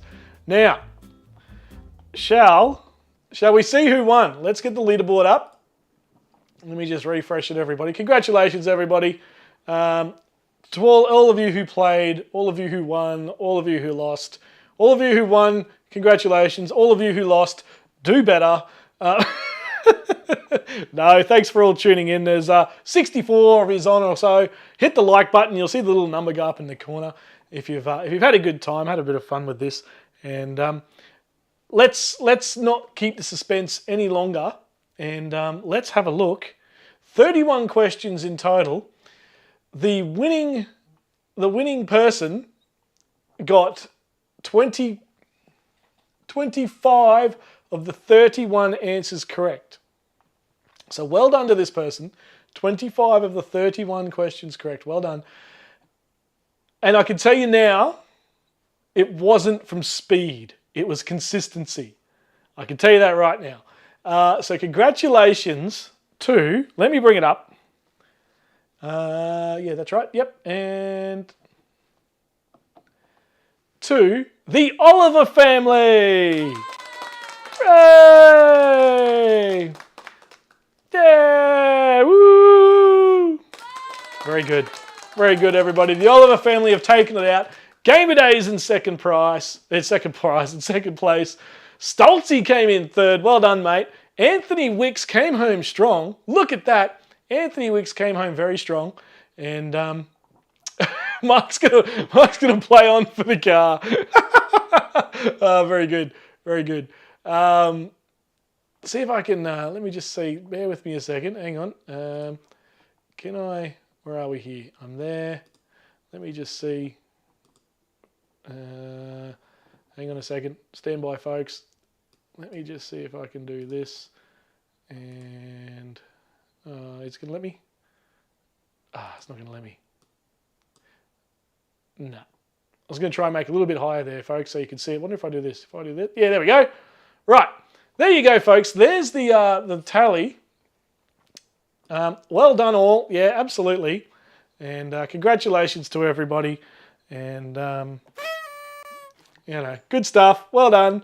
And Oliver family, Gamer Days in second. Stoltzy came in third. The Oliver family have just flown home out of nowhere. Absolutely out of nowhere. We're all cheering here. Wow. Yeah, good stuff. Good stuff. That's what we like to hear. And, yeah, have a bit of fun with it. And Josh, I'm with you, buckets rigged. What happened to Karen? Where'd she end up? Let me see. I can't find it. 16th. 16th from 1st to 16th. That's a form slump if I've ever seen one. There'll be a fish shortage in southeast Queensland. That's exactly right. That's exactly right. Guaranteed to win. Guaranteed to win. Emily will love that for her new car. Oh, good stuff. Yeah, absolutely. $220 worth of Salty Captain, car wash kit. Great fun from Lynn. Thanks, Lynn. I appreciate that. And something a bit different on the live streams and all that kind of stuff. Great. Right. Thanks, Rob, for the effort you put in. No worries, Debbie. That's what it's all about. It's all a bit of fun. And I'm glad it worked. I thought at the start there it was going to be an absolute disaster again. But we got it up and running. And there's our final players. Great night, says Bruce. And I was busy cooking Jamie's dinner in the jet boil. Boiled cabbage. Is that what it was? Good stuff. Well done to the Oliver family. Siggers, you dropped off, mate. You were third there for quite a while. You've ended up 13th. Geez, the Aussie history section, I think, might have wiped you out. Lynn came home strong in 12th. Timmy Ryan, I can't even see you on here, mate. Where'd you end up? Oh, yeah, 22nd. Good stuff, mate. Can you show her how to use it? I can indeed. It does cost money. It's not cheap. But I can. If it's something she wants to get into and check out and stuff, absolutely. The cost to run it and all that sort of stuff, it's not a StreamYard style thing that we normally do. So it's not cheap. I got beaten by a bloody turtle. Jack, where'd you end up, mate? Where'd you go? Let me see if I can quickly find you on here. 23rd. You have absolutely wiped out the Buckaroony, who came in 26th. I'm very disappointed, mate. I'm very disappointed in you, Mr. Buckaroony. A bunny boiler. Yeah, that's right. It's like they say, never use kettles in your hotel apartment because a lot of people boil fish heads in them. So, yeah, I don't ever use a kettle in hotel rooms, no matter how fancy the hotel room. Fantastic night from Ross. Thanks, mate. And I hope you had a bit of fun with that one. And there's a few other things we're going to try with this bit of gear and all that sort of stuff and have a bit of fun. Something a bit different. Thanks, Wanderer. Anthony, mate, you fell short of the line there. You nearly picked yourself up some... how far off were you? 11,730. Played 11,760, mate. That's tight. Mind you, it was only 10 points between the Olivers and Gamer Days. Wow, I am blown away by that. That is so impressive. Gamer Days, congratulations. Well done on second prize. Kane 37th. Kane Higgins 37th. Come on, Kane. Gary, thanks for the fun, mate. Yeah, absolutely, mate. That's what it's all about. Price for 28th. Yeah, you get to have another go next time. Congratulations. Oh, very good. Too good. Last place, you get a prize too. Who got last place? According to that 39th, I don't think the leaderboard goes any further. There were more players than 39, but it doesn't go any further than that. Oh, dear. I let Jenny drive tonight. Oh, hang on, Greg. Steady, mate. Steady. Silly question, says Mr. Buckaroony. Come on, mate. You can't blame the questions. You can't, general knowledge questions, I tell you. Who said cooks were dumb? Yeah, that's right. Timmy Ryan, thanks, Rob, for another great night. Absolutely, mate. That's what it's all about. And how many correct questions got me 20th place? Let me see. Let me just have a quick look. I'll take that off the screen and we'll just have a quick look. So let me see if I can pull up some more stats here, folks. Let me see what I can do. A bit more of a breakdown. I think I can. If I do that and then do this, let's see. Let me see if I can get a in-depth stats. No, that's not it. I thought I could. Display leaderboard, open leaderboard. Can I click on people's names? No, I can't. No, I can't actually see a full breakdown of how many questions you got right on. I probably can. I'm not going to spend 10 minutes here looking at away from the camera and you guys while I try and work it out. I did beat him 23rd here. Where'd you get, Jack? 23rd. Nice work, Jack. You thought you weren't going to rank at all, mate. And 23rd. Good effort. Good effort. Let me know if you thought that I finished higher than Parallel. Good effort, but not Ed. Good effort, not good enough this time. Ed, where'd you end up, mate? You were top 10, sixth. Let me know if you thought it was lagging or stuff. I noticed Jack was saying people were answering before he saw a question and stuff. I'm going to watch this back just to see how in time it all is, and I'll check that out because I'm curious, because I'm ahead of you guys, right? So by the time you guys are answering, the question is coming to an end, right? But it's still in sync for you, if you know what I mean. So it kind of, yeah, I'm curious to know. Let us know in the comments or send me a message on Facebook or whatever, and let us know, because yeah, I'll check it out, and if there is a bit of a lag or a delay, I'll make sure I get it fixed up. If I knew as much about stuff that counts in my job as I do useless facts, I'd be a 4-star general. Wouldn't we all, mate? Wouldn't we all? Garbo, stream ending. No, not just yet. I mean, you feel free to take off if you've got things to do, mate. I might have another drink and hang around and see what's going on. Here he is, Australian camping a 4-wheel drive. I was going to see if he was going to come on. Feel free to jump on, Rob, if you want. I'll see you appear. I sent you a link in Facebook. Rob and I got pulled up at the 4x4 show by a local company up here, and I was going to play the little clip. So if you want to jump on, Rob, feel free. In the beginnings, Rob. Yeah, interesting, Jack. Like I said, I'll go back after the stream tonight and tomorrow. I'll have a bit of a look and check it out. So just to make sure that people aren't at a disadvantage. I'm wondering, though, if you do notice that if you need to refresh your browser, like it might be your end and stuff like that. But I'm not sure. Like I said, I'll check it out. Thank you for letting me know, though, Jack. I appreciate it, mate. M-Fizz definitely was lagging here too. Okay. I'll like I said, I'll have a look. Like I said, it costs a bit of cash to run that thing, and I want to make sure it's right. I want to make sure that everybody's having a fair go, especially if I'm giving away prizes worth a fair bit of cash.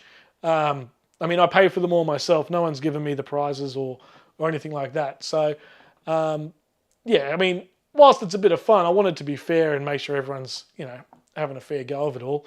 StreamYard's good, but it doesn't quite get as deep as this sort of fun stuff. So, let me bring in a special guest here. Hang on, let me just get him sorted out here first. Where are you? I need to make you guest one. Alrighty, we'll bring a special guest in. Let me get that off the screen. Yeah, M-Fizz will, like I said, I'll have a quick look. Where is he? Let's bring him in. Howdy, Rob. Hey, mate, how are you? Good, mate. Yourself? Good. No, I just got home from work, unfortunately. Had a long day. All right. Long day is a good day or a long day is, oh, God, what a day. Oh, one of those days. Just a lots of inquiries, that's all. So I just kept it really busy. Yeah, okay, fair enough. We all have those, mate. We all have those. You just missed out on all the fun. Mm-hmm. And it went well, I hope. Yeah, Oliver's took it out, mate. And well done. Yeah, it was a comeback from behind, win, and yeah, the Olivers took it out. So congratulations to the Olivers. They've won themselves the most expensive car wash kit I've ever come across in my life, Rob.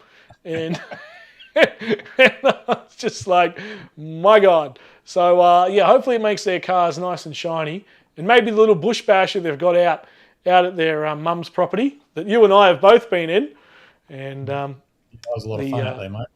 Absolutely. The Olivers have got a bush basher they get around in. It's a heck of a lot of fun, and they give it a good thrashing. And I reckon it's one of the best ways to learn how to drive a car. If you've got access to paddocks and an old bush basher, get into it, learn how to change gears, learn how to drive, steer, all the rest of it.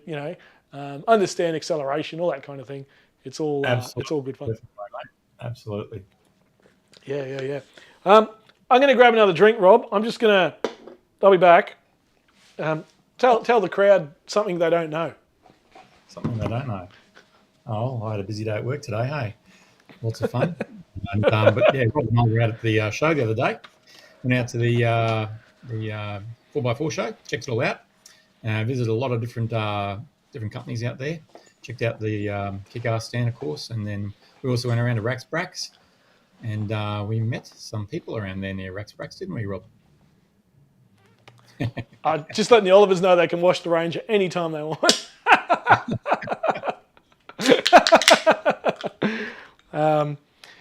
Yeah, we both did, Olivers. Yeah, we did. We were at the Rax Brax stand, going over there, saying good day to those folks, and Bill and the crew. And if you don't know who they are, give them a look up. And if you want to get something off them, let us know. I'll give you a sneaky little code. But yeah, we were just standing there, having a yarn and catching up as you do, and normally I sort of hang out with them on the stand for a day or two, but I thought I was working, and so I didn't book anything with them. So just went in, say g'day, all that sort of stuff. Stoltzy's out. Thanks, mate. Send us an email or send us a text, and we'll work out. Getting your lures to you. So Stoltzy won the lure pack, Rob. And, okay, cool. Awesome. Yeah, he won a bunch of lures, which was good. These guys here. There you go. And yeah, so a lot of fun. We're going to have one more giveaway, folks. So, and you can all enter, no questions. We'll do that in just a sec. Yeah, but anyway, then a bloody lovely lady and her camera operator approached us while we're standing there in Racks Bracks, and said, "Do you want to be in a little video for us for Instagram?" And we're like, "Ah, yeah, why not?" We're both in our kits, both in our Wanderer and 4-wheel drive kits, and She was hot out there. yeah. Had her hats on, and she just had a bit of fun and laughter. It was good fun. Yeah, absolutely. So I'll see if I can bring it in. We might lose you here, Rob. I'm not sure. It doesn't matter. But I'm pretty sure I've got you set up here. I think so, yeah. We'll check it out. Let me just get rid of... just remind everybody that the Olivers are going to wash the Ranger. So thank you for that. And let's have a look at the little clip. I've edited it down, Rob, so we don't... They put it in an Instagram reel, folks, and it went for like 2 minutes. And we were right at the end. I'm like, oh, no, I'm not going to play the whole thing. So, yeah. So we'll just... This is the bit that Rob and I are in. All right, so I'm here with Rob and Bert, and what brings you here today? Check out the latest, greatest deals, see what's going on in the 4-wheel drive community, and stay involved. Yeah, catch up with mates and check out what's going on with all the car technology that's coming out these days. It's amazing, eh? Yeah, it's pretty cool. If the Zombies were going to come, what would they take off your vehicle? Probably the crap load of steady lights I've got on the front of my rig, I reckon. And I reckon we could put some Ultra Vision or some Road Vision on there and fix that Actually, problem. that sounds right. Yeah, so what about you? They'd definitely take my canopy off, I reckon. They want my canopy for sure. Yeah. Because that's got everything inside the vehicle, you know? Yeah, excellent. So what's the next plan? What's the next adventure you reckon you guys are going to go on? I'd like to go back over to Fraser again. Yeah? I love going over to Fraser, it's good fun, yeah. We'll do some outback travelling as well. Good fun, awesome. Yeah, cool. What about Very you, good, Rob? mate. Across the top and over to the Kimberley. Yeah, excellent. Yeah. Maybe I'll have to come check out those Ultra Visions. What do you reckon? 100%, mate. Office and locks up there. Let's get Absolutely. them. Where's your stand? Just inside the door there, number 700. Beauty, let's go. Let's do it. Let's go. Very, very good. Very A good. bit of fun. Oh, Rob and Bert there getting interviewed. She flew that one out pretty quick, didn't she? Yeah, she was all over it, that girl. Their microphone was rubbish though, mate. I watched some of their other stuff and just no idea how to set up their microphones, and it's such an integral part. I didn't like their mic either. No, that's right. But no, it was a bit of fun. The 4-wheel drive show. What did you think of it overall, mate? You hung around a little longer than me. How'd you find it? Yeah, it was good. So much stuff to see there. Actually, it was quite interesting because the crowds were down, I felt, from previous years. And there wasn't as many exhibitors as there had been previously, I noticed. Like, the Oval wasn't as packed as I had seen in the past. All the locations inside, they were all still jam-packed, but just out the Oval just didn't seem to be as packed as it had in previous years. But overall, it was great. It was a good show. It was actually quite nice because, getting to walk around the place and not having... not being overcrowded. It was just about the right number of people there, I felt. It was really nice. Well. Yeah, it was like a busy Friday crowd, wasn't it? More so than a traditional packed Saturday crowd. Yeah, exactly right. That's exactly right, mate. Yeah. Which was nice. But yeah, there's a few key promoters or companies that weren't there, which I thought were interesting. Obviously due to the floods and the hurricane and all that. People like Bushwhacker, they decided not to go along. Yeah. I got nothing against them, They obviously had issues or whatever, perhaps at their warehouse or whatever. Rugged 4x4, they're a new company that's come in, mate. I'm sure you've come across them. And they do some nice looking awnings and stuff like that. They didn't go either. But overall, I don't know. Like I was gonna run a poll, and I might still quickly do it before we'll do a giveaway after this poll, folks. And we'll end the night on that. But yeah, let's just do a quick poll. See if I can bring this up. Stand by callers, and then we'll do a giveaway after the poll. The poll is about 4-wheel drive shows. Now, let's see if I can make this work first. There we go. And they have them every year, right? And this is interesting. Hang on, let me just No, not really, mate. Okay. Let me. I'm going to reset the results. I don't know. For some reason, it reckons there's already results there. Okay, righto. And then we'll send the question live. How do I do that? Oh, yeah, here it is. We might lose you here, Rob. I'll unmute you so we can at least hear, but we'll see how we go. Nah, see, why is it doing that? You shouldn't be seeing that. This is bloody bullshit, mate. You know what you're doing? What's going on here then? Hang on, let's look at that. Ah, here we go, it's coming. There it is, folks, there it is. Do you attend four-wheel drive shows yearly? Turn the music off. We can still hear you, Rob. Do you attend four-wheel drive shows yearly? Yes or no? So to answer, type the word yes or no into the, what do you call it? Chat. Yeah, I do, but if I don't, I'm not going to be upset, if you know what I mean.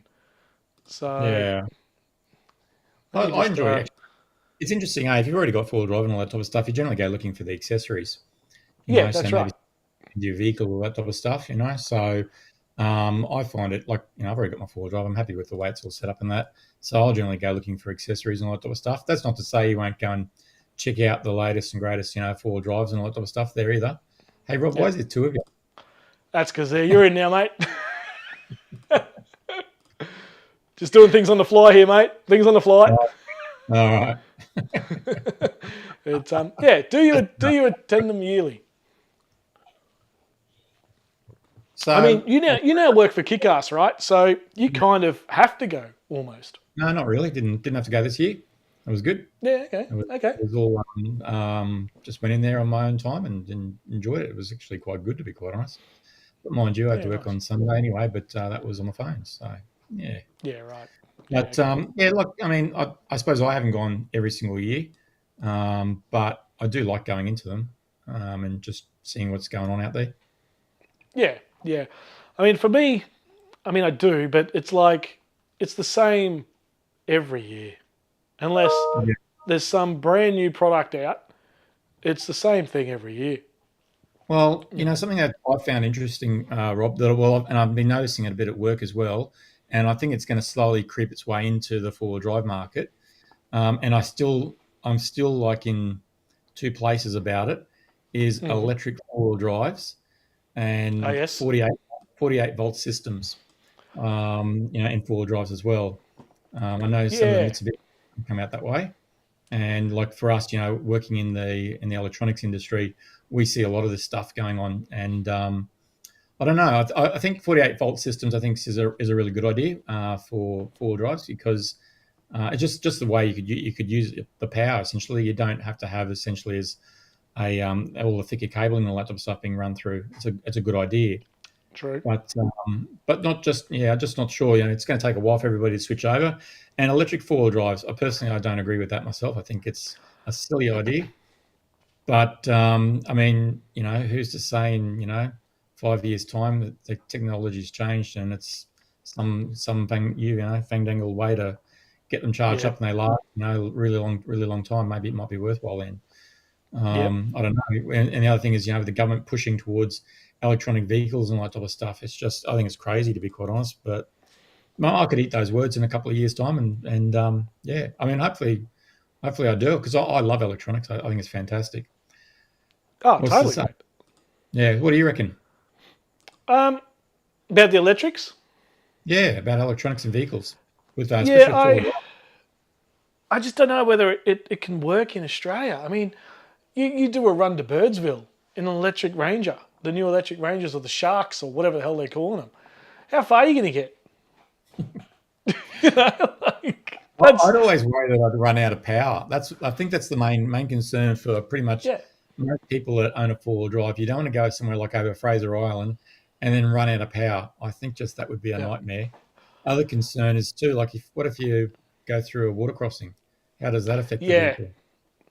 Yeah, this is that's a good point, and I'll come back to Adam there in just a second.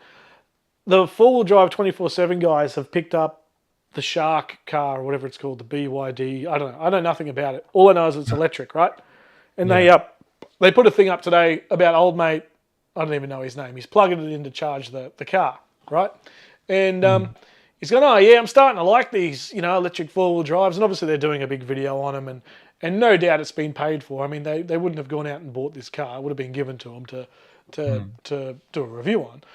Needless to say, I was watching this little 20-second clip or whatever, and for whatever reason, my first thought was similar to what you kind of just mentioned. Then you go over to Fraser, right, or Bribey, or down to Yamba and drive on the beach. You hit that salt water, mate. Like, corrosion's bad enough as it is, and now you're going to drive an electric vehicle through potentially some salt water. What if you I reckon you're going to, you're going to cook it straight away. I don't know. Like, hopefully they think of these things, but for me, I just don't know the answer to that one, mate, whether it's a good idea or not. Probably steering clear of it for a fair length of time. Be interesting to see what everyone else reckons out there. Yeah. I mean, I think Mad Matt section is great for beginner and new for at the show. Yep, some really good pointers being taught on masses from it. Yeah, absolutely. And hasn't he absolutely taken off the last 12 months, mate? Yeah, he does a fantastic job. He does. I was I doing a bit of training with people and all that type of stuff, and he does a really good job. It's actually interesting watching him because he talks about, like thinking through the situation and all that type of stuff, which a lot of people don't necessarily do. Slow down, yeah. Yeah, it was slow down, have a look and think what you're doing and all that type of stuff, which, sometimes other people have a different idea on how to approach something. It was interesting, and he also talks a lot about not having too many chiefs, around the area, so you can't have, you tend to just have one person. That's something we do. I'm part of a four drive club, and they always teach you always have one person, who's running it. Everyone else, But that's Mad Matt. He does a lot of great things. I've been to a couple of shows with him in it before, and he always does a good job. Yeah, 100%. Kane.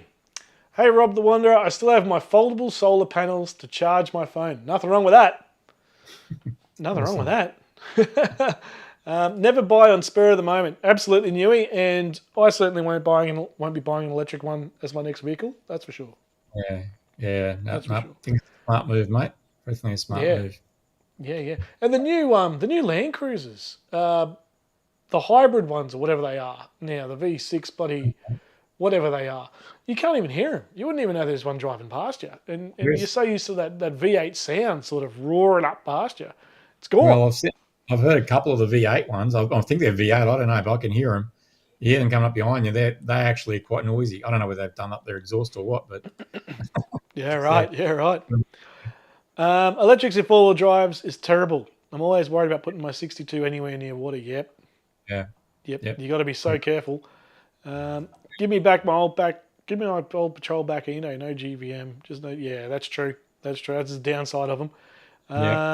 If I listened to that advice, Phil, I wouldn't be married. Hang on, what? What did we miss? We've missed that one. That sounded dangerous. It will be a big AD. I'll be a big... I don't know what that means, Gary. I don't know what you mean there. They'll only get driven to the Mardi Gras. Bit like those Cybertrucks. Bad rust. Yeah, the whole thing's made out of bloody steel or whatever. I agree. Phil Ogen? Phil on? Are you still working at Kick-Ass, Rob? Yeah, I'm still there. Still working there. Yep. Very good. I've been there all day today. Early this morning, the last one in there tonight too. So keep me busy. Pulling the long shifts, mate. If I had the four-wheel drive, says Jack, there's no way I'd take it to the beach. You say that though, Jack. When I got mine, I wasn't too keen. But then that first few times you drive on the beach, you just think, yes, here we go. This is living, as they say. So it is pretty good. I can talk a little bit about that because I've had my Challenger, Mitsubishi Challenger, and we used to do a lot of four-wheel driving on the beach, and it was fantastic. It was a lot of fun, hey. And then we got some rust in it, and you suddenly realise maybe you shouldn't do some of those things, or you should wash it out properly. I thought I'd wash it out properly, but always sand driving. I can actually relate to what they're saying there. It's not my favourite thing either. I try and avoid it. I have done it a couple of times with the Ranger, but I try and avoid it as often as I can. Having said that, I still want to go back to Fraser. Be a great thing to go and do as well. Hey. Yeah, believe it or not, I'm yet to do Fraser, mate. I've done it by plane. I was telling Stolty this the other day, and done it by plane at Buck's event. Went and took off on the plane, and you land on the beach and all that sort of stuff. One of only 2 places in the world that you can do that. Land on the beach on a plane, and but I haven't driven. Over there. So No, it's a lot of fun. Have you done any sand driving before, Rob? Yeah. Oh, heaps. Yeah, Bribey and Yamba and a few other places. Yeah, I love it, mate. As soon as you get out there, once you've gone through all the rigmarole of getting your tyres down and sorting all your crap out, and you get out there, it's magic. What is happening with hydrogen-powered vehicles? Ooh. Yeah, that would actually be a good idea, I reckon. Hey, I actually think that would actually probably be a good idea, hydrogen-powered. Good for the environment. I suppose just how you get it's how you actually get the hydrogen power initially. How do you actually make it work? Yeah. Well, I mean, it's the same thing with petrol and all that type of stuff too. I suppose how do you get that to work? And we've obviously got that to work. I reckon we can do it with hydrogen as well. Is it safe? I suppose is the other issue. A lot of people ask that, but because I think we could make it safe. I think actually would like a hydrogen vehicle. I think that'd be a good thing to do. Yeah, no, it's not a horrible idea. Have you taken the van on the beach? Have you taken the van on the beach? Oh, your van. No. Yeah, right. Well, my caravan on the beach. I would. I probably wouldn't do that, to be quite honest. How do you reckon the Ranger would go? It would be in like the soft stuff. Yeah, it could do it. You've got to really lower your tire pressures down though, Rob. Especially the interesting part is probably the worst part of Fraser, I reckon, is over at Inskip, getting onto the ferry. You need to be very careful there, eh? Early morning's good time normally because it's a bit harder, the sand there. But my goodness me, it's soft. I've seen so many people get stuck there. I remember coming back and I had lowered my tire pressures down to around 10, and I didn't have any issue, but everyone else did. They all had problems, getting off it. And I've done it with the trailer, so with a normal camper trailer. I'd take a camper trailer for sure. True. Caravan, probably not necessarily in the range. I probably wouldn't do that. It's probably there's a bit of weight, in a van, and adding that extra onto it's probably just a bit too much. I feel for the Ranger. Too much. Yeah. I would probably prefer to either just take the vehicle or just take a camper trailer. They do rev pretty high, the old Rangers, when they're in low gear like that. They do. Yeah, you've got to keep an eye on your temps and everything. Yeah. And totally agree, Camping Oz. Sunset Beach driving, absolutely. All your worries are gone.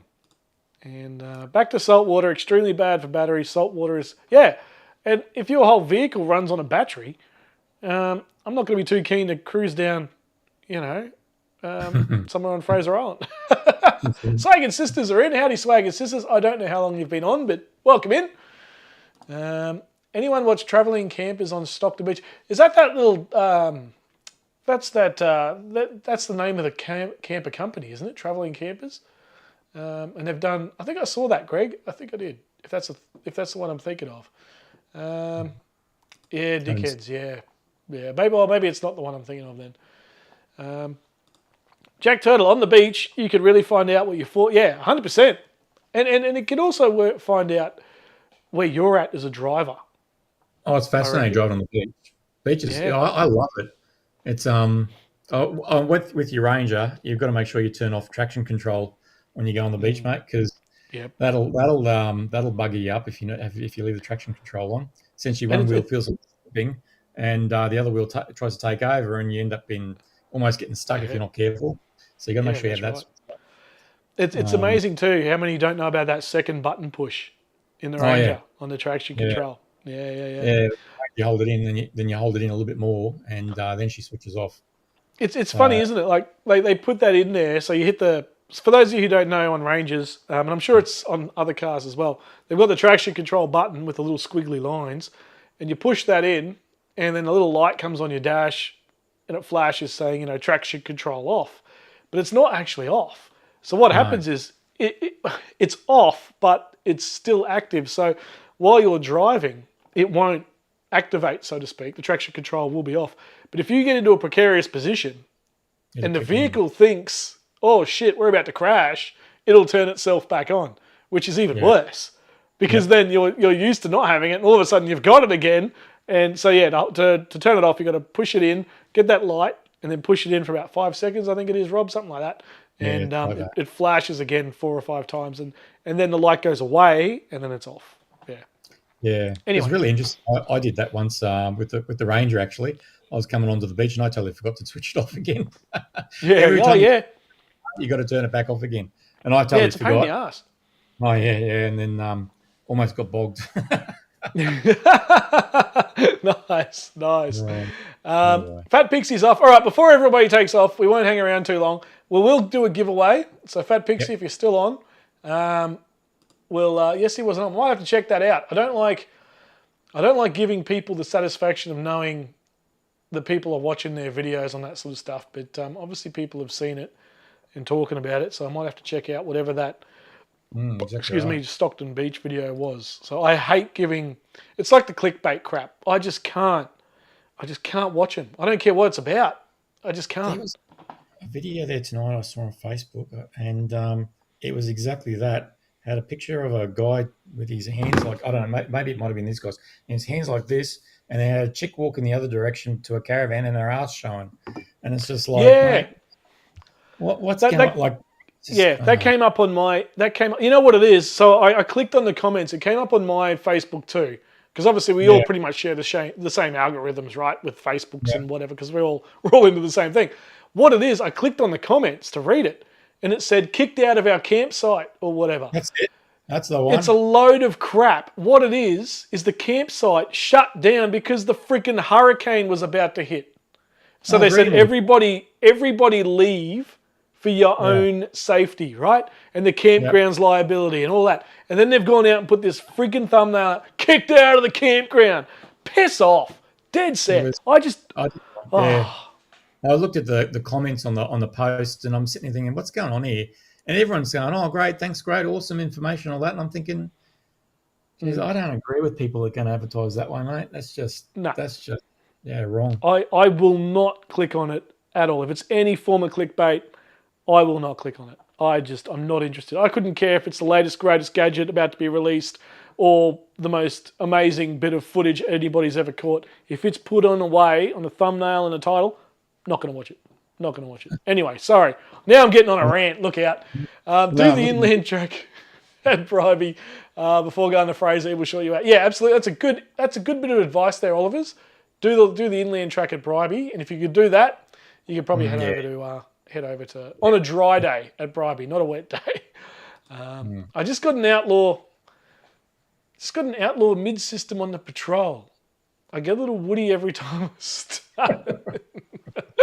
But the bride just can't help but whinge. If I didn't tell her, she wouldn't even know. Yeah, this is true.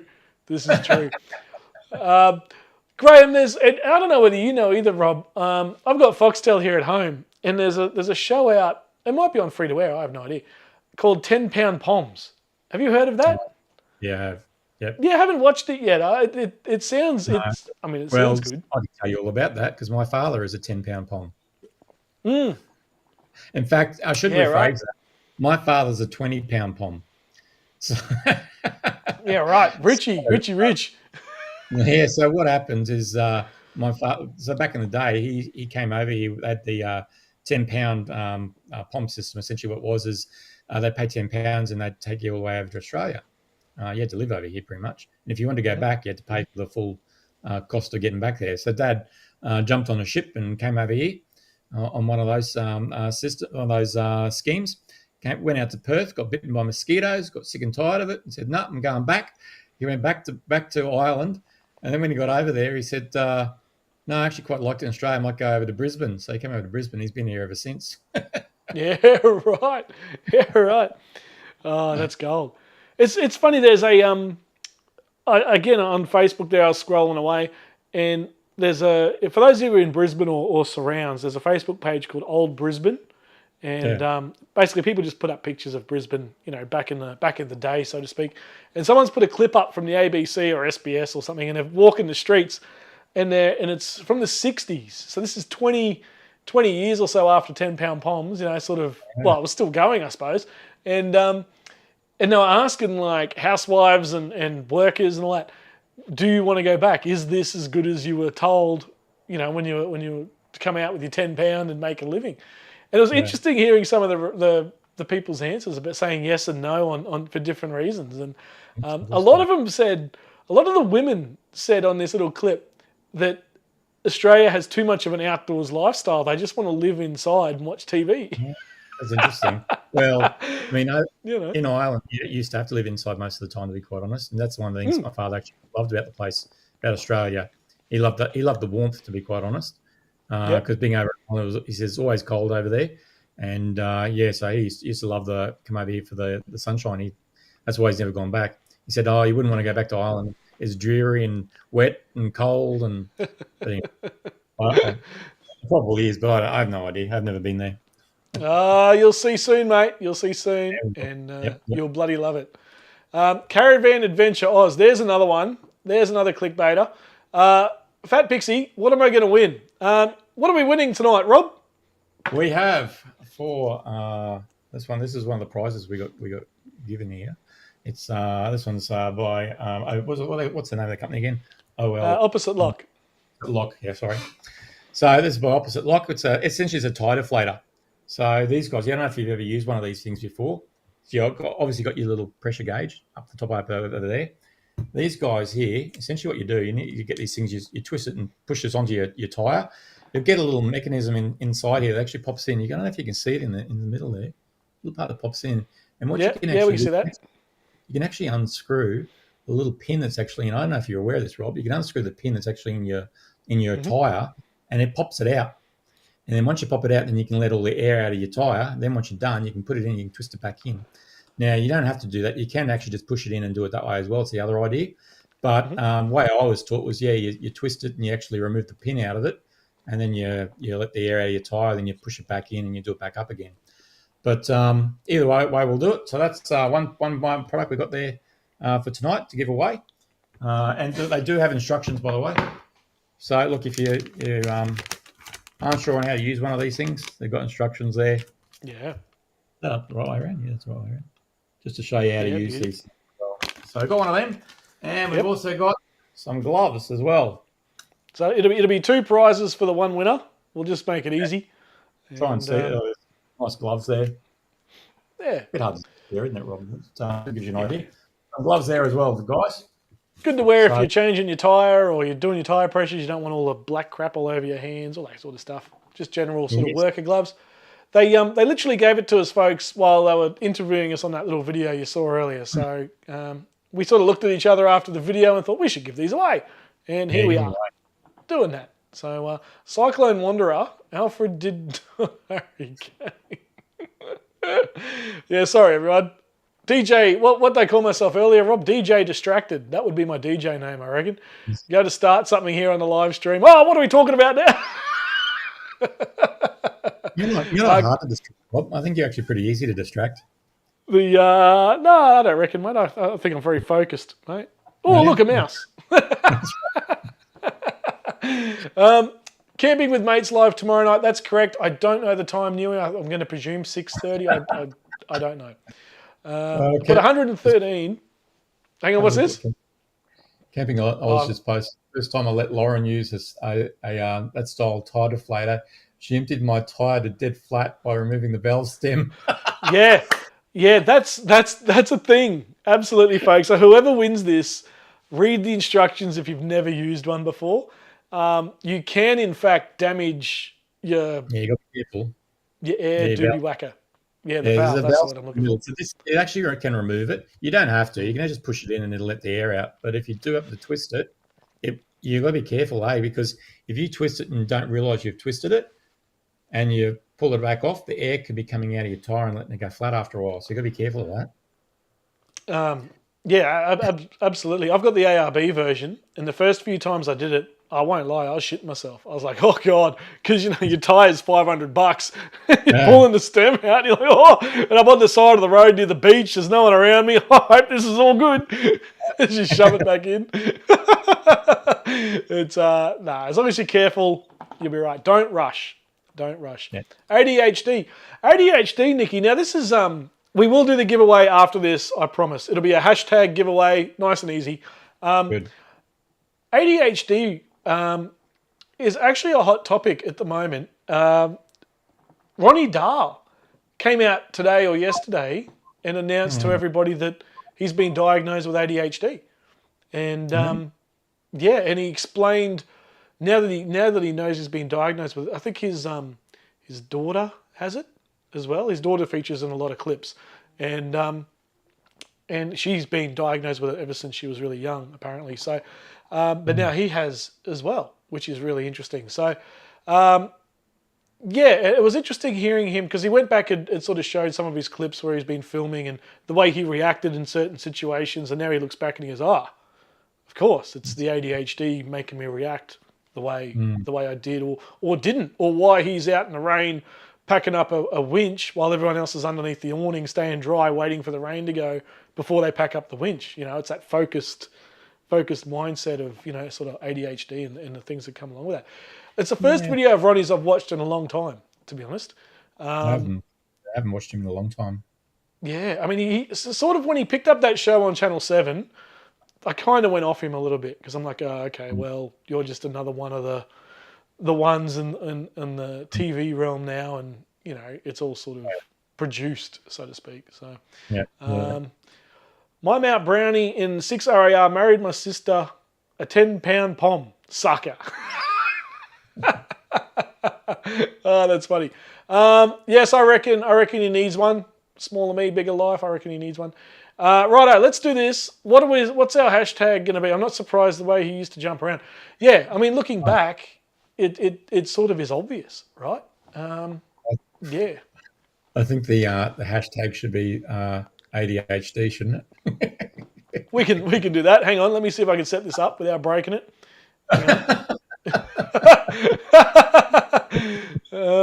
Still getting my head around it all, folks. That's all right. Giveaway. Here we go. We're going to use ADHD, Nikki. Maybe we shouldn't. That's probably a bit. Rude, oh, why not? No. Give it a second. It's just loading up, folks. I've got to change the. ADHD is a serious condition, but. Yeah. Oh, absolutely. I was almost a psychologist when I was younger. So I did Bachelor of Science out at the University of Queensland and did a double major in psychology, of all things. Right. And yeah, so ADHD is very interesting. All right, let me jump in here. Right, what are we going to make? Let's just make it nice and easy. Hashtag prize. There you go. That'll do. Sounds good. So hang on, don't start yet. Let me. I'm having a laugh here at these guys. So some people say it's 6:30, some people say it's 7:30.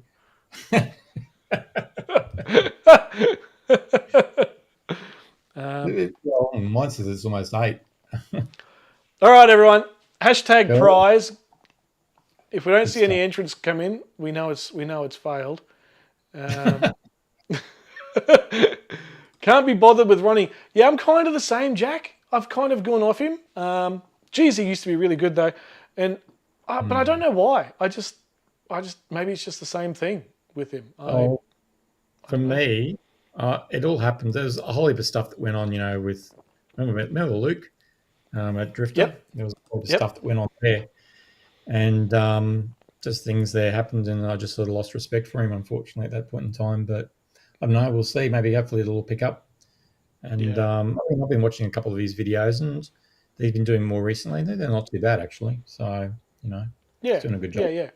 I haven't seen any of his Channel 7 stuff because it's all very WA Channel 7. It's not your 7 mate in Brisbane or whatever. So I haven't actually seen any of the stuff. Yeah. But well, I mean, he still seems like a good dude and whatever. Good on him. He's doing a good job. Oh, absolutely, and his knowledge is insane. Absolutely insane. Yeah. I'd love to catch up with him and go for a beer and all that sort of stuff. There's no denying that. No denying that at all. So, right, we've got a few coming in. He had I think he's changed a couple of times now. I remember seeing he had a Ute? I think he got rid of it. He's got the new Land Cruiser 79, whatever it is, the electronic bloody whatever. There was another vehicle. I think it was a Ute. Somebody else will know what it is, so you can put it in the comment for us. But I remember seeing that as well, and I thought that was unusual that he went that way. Yeah, well, I suppose change it up and keep it interesting for everybody, you know. Yeah. He's going back to basic, they say. Yeah, I liked it at the start. I really enjoyed his stuff. Then he got old mate involved, his mate with the beard, and I started to lose interest then. And then when he hit Channel 7, I was like, nah. Which is a bit unfair because I didn't really give him a go. I didn't even watch it, you know. I'm not really sure what I'm doing. Just a sheep. We did a tagline. Oh, how'd that go, Nicky? How was that? That sounds all right. I remember he used to do that, didn't he? He used to have tag-alongs. And remember him doing that. That was, a while back. It's there it is. Jared with Grenadier. Yeah, that's the one. It's interesting that with the tag-along, Tim Bates, when I first came across Timmy, I thought that's what he did. Because he had the Tim Bates four-wheel drive, what was it? Adventures or whatever it used to be called. I thought, and the way his patrol was, it looked like it was like a lead in a convoy, you know? Yeah, I remember the exact same thing. I remember thinking the exact same thing you did, Rob. I thought that's what he did. That's who Tim Bates was. He used to do that type of stuff. But interesting. Yeah. And he just has that sort of, you know, character and charisma about him to be that kind of guy. It didn't come through. What's on the drink? Face turquoise drinking coffee. Face turquoise drinking coffee. Didn't come through. It's funny when I see that. Oh dear. It was very good. We had just got the cruiser. Yeah, nice. You know, was it like a 10-day thing, Nicky? What was the story there? Kane Higgins. He's keen. Look at him. He's got prize. You get multiple entries? No, I don't think so. So what happens if I enter this, Rob? Do we do it again? We'll do. Yeah, go on. Let's just see what happens. Bugger it. No, I won't do that. That's a bit silly. It'd be funny. It'd be hilarious. I think everybody's in it. Can I see how many people have entered? No. Timmy Bates. I probably can. Tag-alongs. I thought he did. Timmy Bates, didn't he? Well, that's like I said. I thought that's how he started. I thought that was his jam. I thought that's what he was doing when he started. That was him. Yeah. Yeah, Camp and Oz. That's Liability likely to be a killer. Definitely. Yeah, I mean, we learned all about that at Bloody Legends Camp, didn't we? Going through all the stuff to make sure everybody was safe and all that sort of thing. So, it's difficult. You should do a tag along to the Legends Camp. Yeah, we launched that 2 weeks ago, Rob. I think. Just an idea at the moment, Lynn. But yeah, we're looking to do a tag along. That'll definitely happen. We'll definitely do something like that on the way down there. Yeah, I had a few people email through to me directly saying, they're keen. So it's just going to be a matter of dates. Everyone has different lives and different setups with their work and all that sort of stuff. But fingers crossed, we can do a tag along to the Legends. I mean, the interesting thing is, you can even just post like a timeline of places you're going to be and that type of stuff. And if people wanted to join in anywhere along the line, they could, or they could go where they wanted to go as well. So it's just something, that's an idea. That's probably what I'd probably end up doing. I'll probably end up just figuring out places I want to go and visit and all that type of stuff, and let people know where I'll be. And if they want to jump in and come along, they're welcome to. And if they want to veer off on their own track, they could too. Yeah. I'm kind of thinking head down inland and come back head down coastland and come back inland, because a lot of people live on the coast, right, as they're heading south. So you'd be able to pick up multiple people as you go down, and then coming back, you can just sort of branch off. What's that? I was thinking of doing it the other way. Yeah, no, I mean, inland would be nice either way, really. I mean, maybe go through parks and all that sort of stuff and swing down the New England Highway and all that sort of stuff. Yeah, absolutely. Beautiful spots out there. Last time I was up the Cape, met a fella doing tag-alongs for his job, 6x6 Land Cruiser 200. Cape trip was $4,000, and he didn't really offer anything. That bloke, I reckon that's the guy that was next to Rax Brax. He's there every year, and he does the tag-alongs. Was it the 6x6? The troopies there, didn't he? Are they the troopies or? There was a troopie on the left, but the guy on the right, he's there every year. I just don't know if it's a 6x6. Yeah, I don't know. But yeah, people obviously offer to do that. He didn't really offer anything. That's a bit slack. You'd want some food or I don't know, maybe does he? Yeah, does he take all the swags for you, or like, yeah, what's the story there? Interesting. Right, let's. Should we give this away? Yep, let's give this away. Stop at what's this? Stop at the pubs all along the way. Absolutely. Do a pub crawl. And all right, let's see if I can give this away. Let's see what happens when I push this button. What's that say? Delete all. Oh no, we don't do that one. Right, a bakery tour. Yes.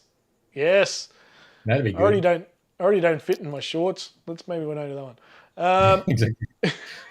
Right, here we go. Draw a winner. This is for the tyre deflator and the gloves from Opposite Lock, which were gifted to Rob and I at the 4-wheel drive show.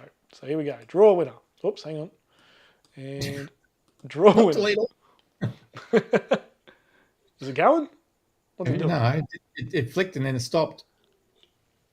Do you know how to use this, Rob? Well,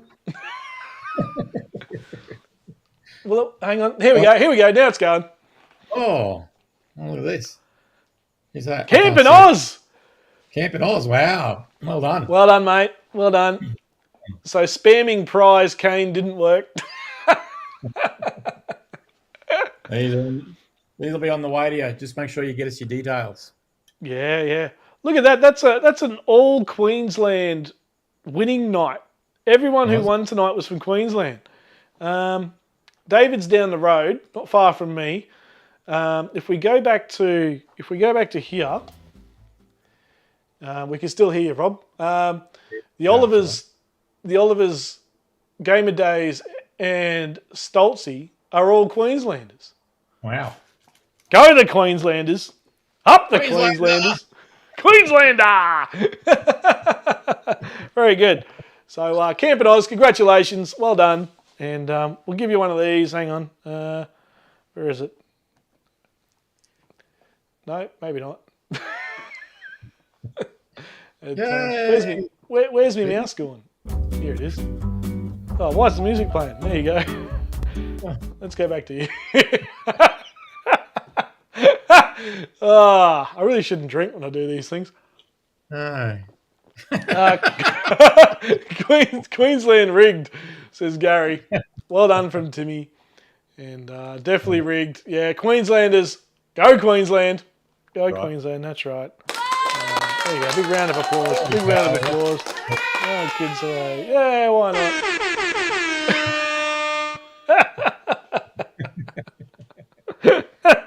Awesome. Why not? And that one. And that one too for good luck. Why not? Awesome, mate. But no, well done, everybody. Congratulations to the winners. Yeah, get us your address too, guys. Do you want them to send that through to you, Rob? And flick it through. It shipped out to them. Just get your details through to Rob, and he'll pass them on to me. Yeah, all the winners. Send us your email. Send us your information on the email, and or Facebook or whatever, Instagram. Send us a message, and we'll make sure everything gets out to you. Could probably deliver all 3 prizes to those who have won for the trivia, since we're all Queenslanders. And Camp in Oz, we might be able to deliver. Goodness me. If you're still in, let us know. The old Aussie broadband had an Aussie moment and clapped out.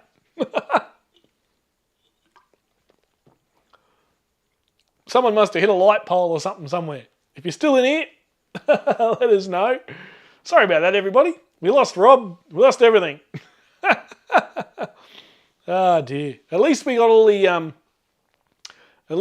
the prizes out and all that sort of stuff. Timmy Ryan saying goodnight. If you're still in here, let us know. But, apologies for that, everybody. Lynn, thanks for sticking around. Apologies for that. That was unexpected. Geez, I'm so glad that we got everything, all the prizes done before that happened. That was a proper classic Aussie internet NBN dropout. Oh my goodness. Karen, hi everybody. thanks for joining in, everybody, and apologies for the way that ended. That was a bit rude, wasn't it? That was all a little bit rude. Goodness me, Aussie broadband. They're usually rock solid, but obviously something fully clapped out there, and that was the end of it. So, yeah, we lost Rob. So thanks, Rob, for joining in and being a part again tonight. We'll might get some other guests on next time. Did you enjoy the show? Let us know. Mark Lavelle, hello. I know, right? Hello. It's a heck of a lot of fun putting these together and getting you guys all in here. And some new videos coming out soon. It's been way too long since I bloody released anything. Jamie Fulton, guys, thank you so much. We had a lot of fun tonight, and yeah, we had some big winners. The Oliver family took home the big prize at the end of the night, and how'd the Queensland teams go last weekend? We made up for it in the trivia, nearly. We made up for it in the trivia, mate. That's for sure. Oh my goodness, dear oh dear. But in saying that, Newey, all the Queensland teams are at home. I think, I don't know about the Cowboys. I think the Cowboys are away. But next week, all the Queensland teams are at home. So we'll see how they go. We'll see how they shape up. But yeah, thanks everyone for tonight. That was a lot of fun. And sorry for dropping out like that. That was a bit rude, wasn't it? That was a bit rude. Fins up. Exactly right, mate. Fins up. And trivia next week. You tell me, guys. Do you enjoy it? Is this a bit of fun? Do we want to keep doing it? I don't. I'm happy to do it either way. It's a heck of a lot of fun. Oh no, Lukey Reed. You are off on the spirit. Well, hang on, we've got Gordon Tallis being sent. Don't talk to me. Just go. Just go. He has been sent off. Oh, Lukey Reed, I love it. I was going to say that, Mark, but I thought it might be a bit sus. Is it me you're looking for? Oh, look, it's turned into karaoke. Might get a few of yous on for some karaoke. That'd be interesting. Do some spelling bees. Yeah, so Lynn, we might do some different games. We've got trivia. Smaller me, bigger life. Thanks for coming back and sticking around. We had a full internet dropout for those of you who have come in. The old Aussie NBN. Was classic NBN, just a classic dropout. I'm so glad we got everything done. That's all I'm grateful for. All the prizes were done. Trivia was done before the dropout, so that was lucky. Trivia was fun. Yeah, thank you. Do some spelling bees. We could do some other games. Absolutely, Lynn. We could do some other fun stuff. Don't expect prizes though. Yeah, but it's nice to have a little bit of competition. I thought I hadn't paid my internet bill. Yeah, someone here clearly hasn't, and they accidentally turned mine off instead, I think. Or maybe I should go check my bill. I don't know. Maybe my bank account. Anything come out just then? Let's go next week. Are we happy with Monday night? Do we want to change it up? I know that the camping with mates, guys and girls, I may have interrupted their sort of times, I think. I watched one of Landy's things last week, I think, or a week before, and he said he was going to do Mondays, and I've realised I've just jumped in on the Monday time slot. So let us know. Oh, you can sing. Oh, very good. Elon fell off too. Yeah, probably still falling, no doubt. But yeah, we can do other games. We can do other fun stuff. Still working my way around it. Like I said, I'll put a photo up, folks, of what I'm looking at, just to give you an idea of when you get a couple of Guinnesses, a couple of Jamisons down, and you're having a bit of fun with everyone and you guys in the chat, which we all love. Yeah, karaoke in September, that'd be a good hoot. And you get a few of these in, and then I'll show you what I'm looking at here. It's a miracle anything works. Gidge in the background. Oh, Gidge. Wonder how Gidge is going. I haven't heard from him in a little while. Mark's happy with Monday. Yeah, let us know. I might put a poll up on Facebook tomorrow, folks, and just get a general vibe, a feel of it. I think we had about 60 or 70 on tonight, which was a bit of fun. And yeah, love seeing you all in here. It's all a bit of excitement. Charades or Pictionary. Yeah, that might work. We could do maybe some Wordle. Wordle's a good one. The 4, you got to guess the word, I think is what it is, or whatever it's called. We could do a bit of that. Yeah, we'll have some fun. We won't make a trivia every week. And is it too many questions? We'll throw that question out as well. Is 31 okay, or was that too long? Was 31 fine? It seemed fine for me, but obviously you're the folks sitting at home having to watch it. So, and that last 5-6 questions there shot the Olivers into the lead. So, I don't know. Maybe it's a good amount of questions to have to get a proper winner, so to speak. Let us know what you think. That'd be very interesting. Lynn's happy with 31. Yeah, I quite like it. I tell you what, it's quite challenging coming up with some questions. I mean, you don't want to like make them too easy, but then as soon as you move away from the easy questions, it's hard to find hard questions that aren't too hard. 31 was a good number with the breakup of scoreboard. Yeah, the scoreboard works well. I'm glad I got that sorted as well. So that was good. 31 is a laugh and a hoot. That's what we like to hear, Newy Joe. That's what this all is all about. If I can put a little bit of a smile on your dials, then we're winning. I just have to put the slow cooker on when trivia's on, so I don't have to try and play and cook. First world problems. Happy to do a little break in the middle. Like I said, we went for a little break for the drink. 2-minute break, something like that in the middle. We can work on that, Jamie.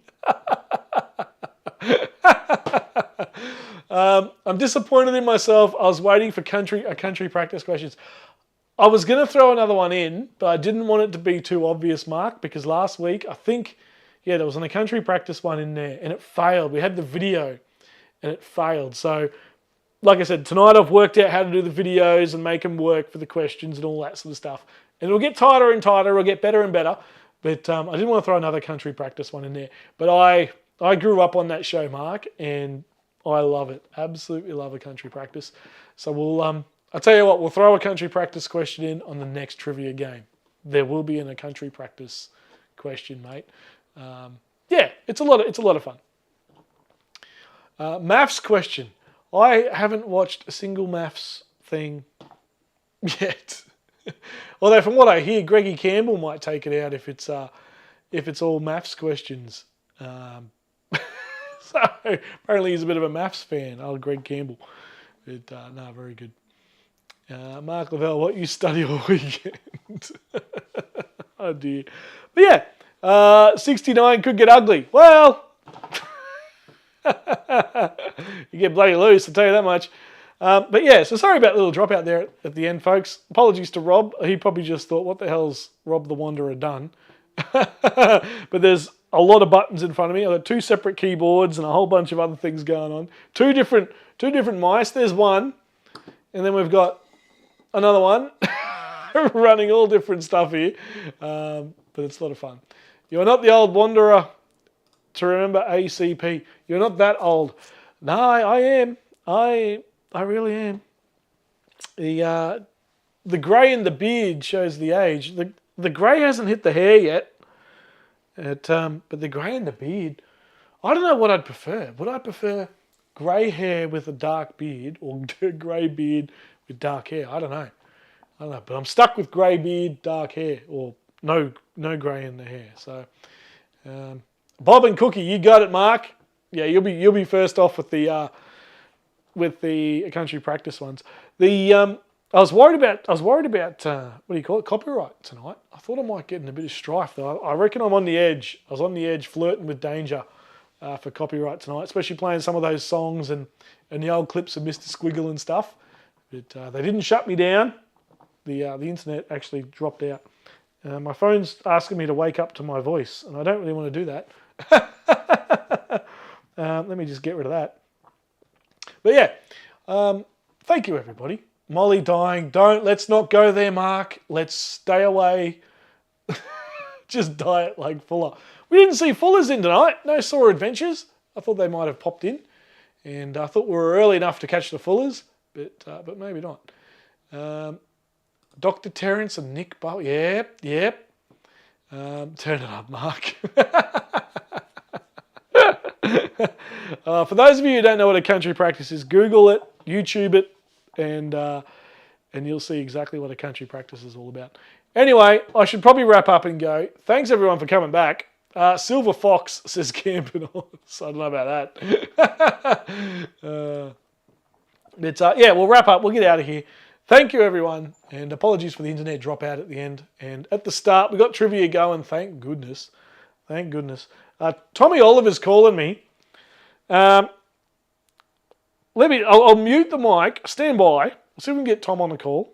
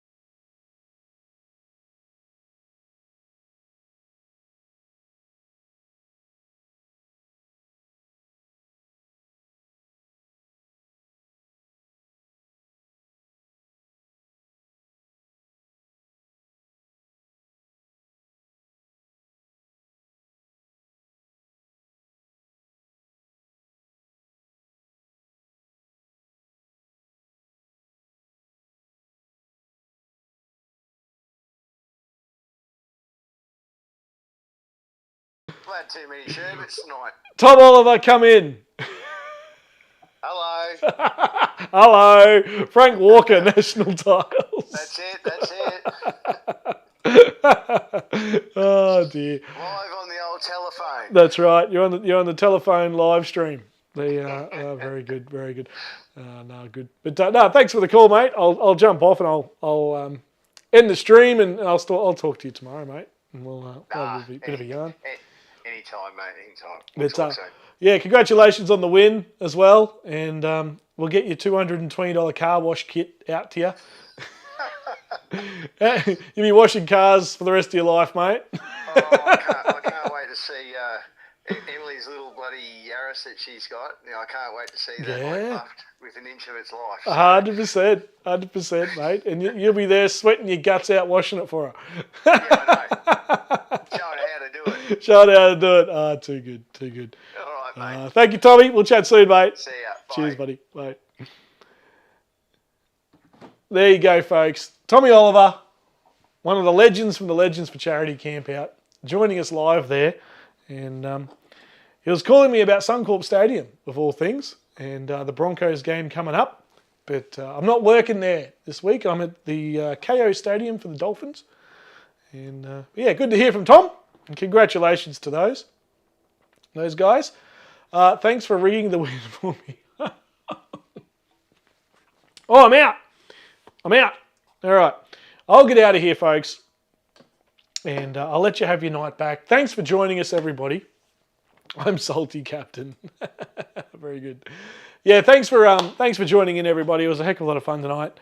And yeah, I'm glad you all enjoyed it. And I'll put a poll up, and we'll change things up a bit. We'll do a few more fun activities and fun items and stuff like that. There won't always be trivia. We'll do some other games and stuff like that. But yeah, apologies for the internet dropout, and thanks for coming back and sticking around. And yeah, we'll do it all again. Yeah, next Monday. Like I said, we'll put a poll up. If we want to change the day, we can all have a vote. And hope you enjoy it. And enjoy the prizes and stuff. Secret squirrel. Far from it, Lynn. Far from it. It's, thanks, R2. No worries, Jamie, mate. And keep your eyes peeled for some new videos coming. We've got the second episode of the New Zealand trip coming out this week. And we've got a cook-up from the Wanderer coming. Greggy Campbell inspired. There you go. There's a hot tip. Greggy Campbell inspired cook-up from the Wanderer. I think it might be... No, I've done 2 shepherd's pies now. It'll be the 3rd cook-up from the Wanderer. We'll finally get some camping stuff out, folks. We'll finally get get some entertainment out to you all. I mean, I love doing the live streams, but we need to get some camping stuff out to you all as well. Night, Newy Joe. Thank you, everybody. And without you guys, this wouldn't be possible. So I really, really appreciate it. You guys jumping in and saying hello and playing along. Luke Reed, mate. I'm heading down to Hobart in, I can't remember off the top of my head, later this year for about 10 days, mate. So I reckon we can tee up a beer at the pub, I reckon. Heading down for work. Lynn, thanks everyone. Had a great night. Bye. Good night, Lynn. Thank you so much. Reverse sear. Close.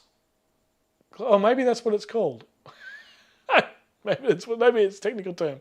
Lamb from New Zealand. Oh, very good. Nighty night, everyone. Time to catch up with maths. Yes, I'm off to not catch up with maths.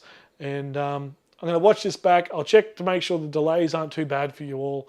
And I done a cook tonight. Gee, it looks bad. No, Newy Joe. Leaf out of my book there, mate. I'm with you. Anyway, it's all a bit of fun, folks. Hope you enjoyed it. Congratulations to Camp and Oz, who won the opposite lock stuff. The Oliver family taking home the big car wash prize. Gamer Days taking home the peg bag. And who got it? Stoltzy got the fishing pack, the lures pack. So I'll try and get them all out to you this week. Hopefully I can deliver them to you if that works for everybody. And it can be a lot of fun. Greg told me, there you go, Jamie's all over it. That's not what I called it. Jamie, but anyway, who cares? Doesn't matter. All right, folks, be good to each other. Look after yourselves. And we'll put a poll out tomorrow through the week on Facebook there. And we'll see what we do next week. But trivia, round 2, I think we got it right. Thanks, everybody. Chat soon. If you want a prize tonight, send me an email, thewandereroz@gmail.com. Send me your details or Facebook or Instagram, and we'll make sure we get it all happening for you. Thanks, everyone. Stay awesome. Stay amazing. This is Rob, and he's out. Hooroo. Good night.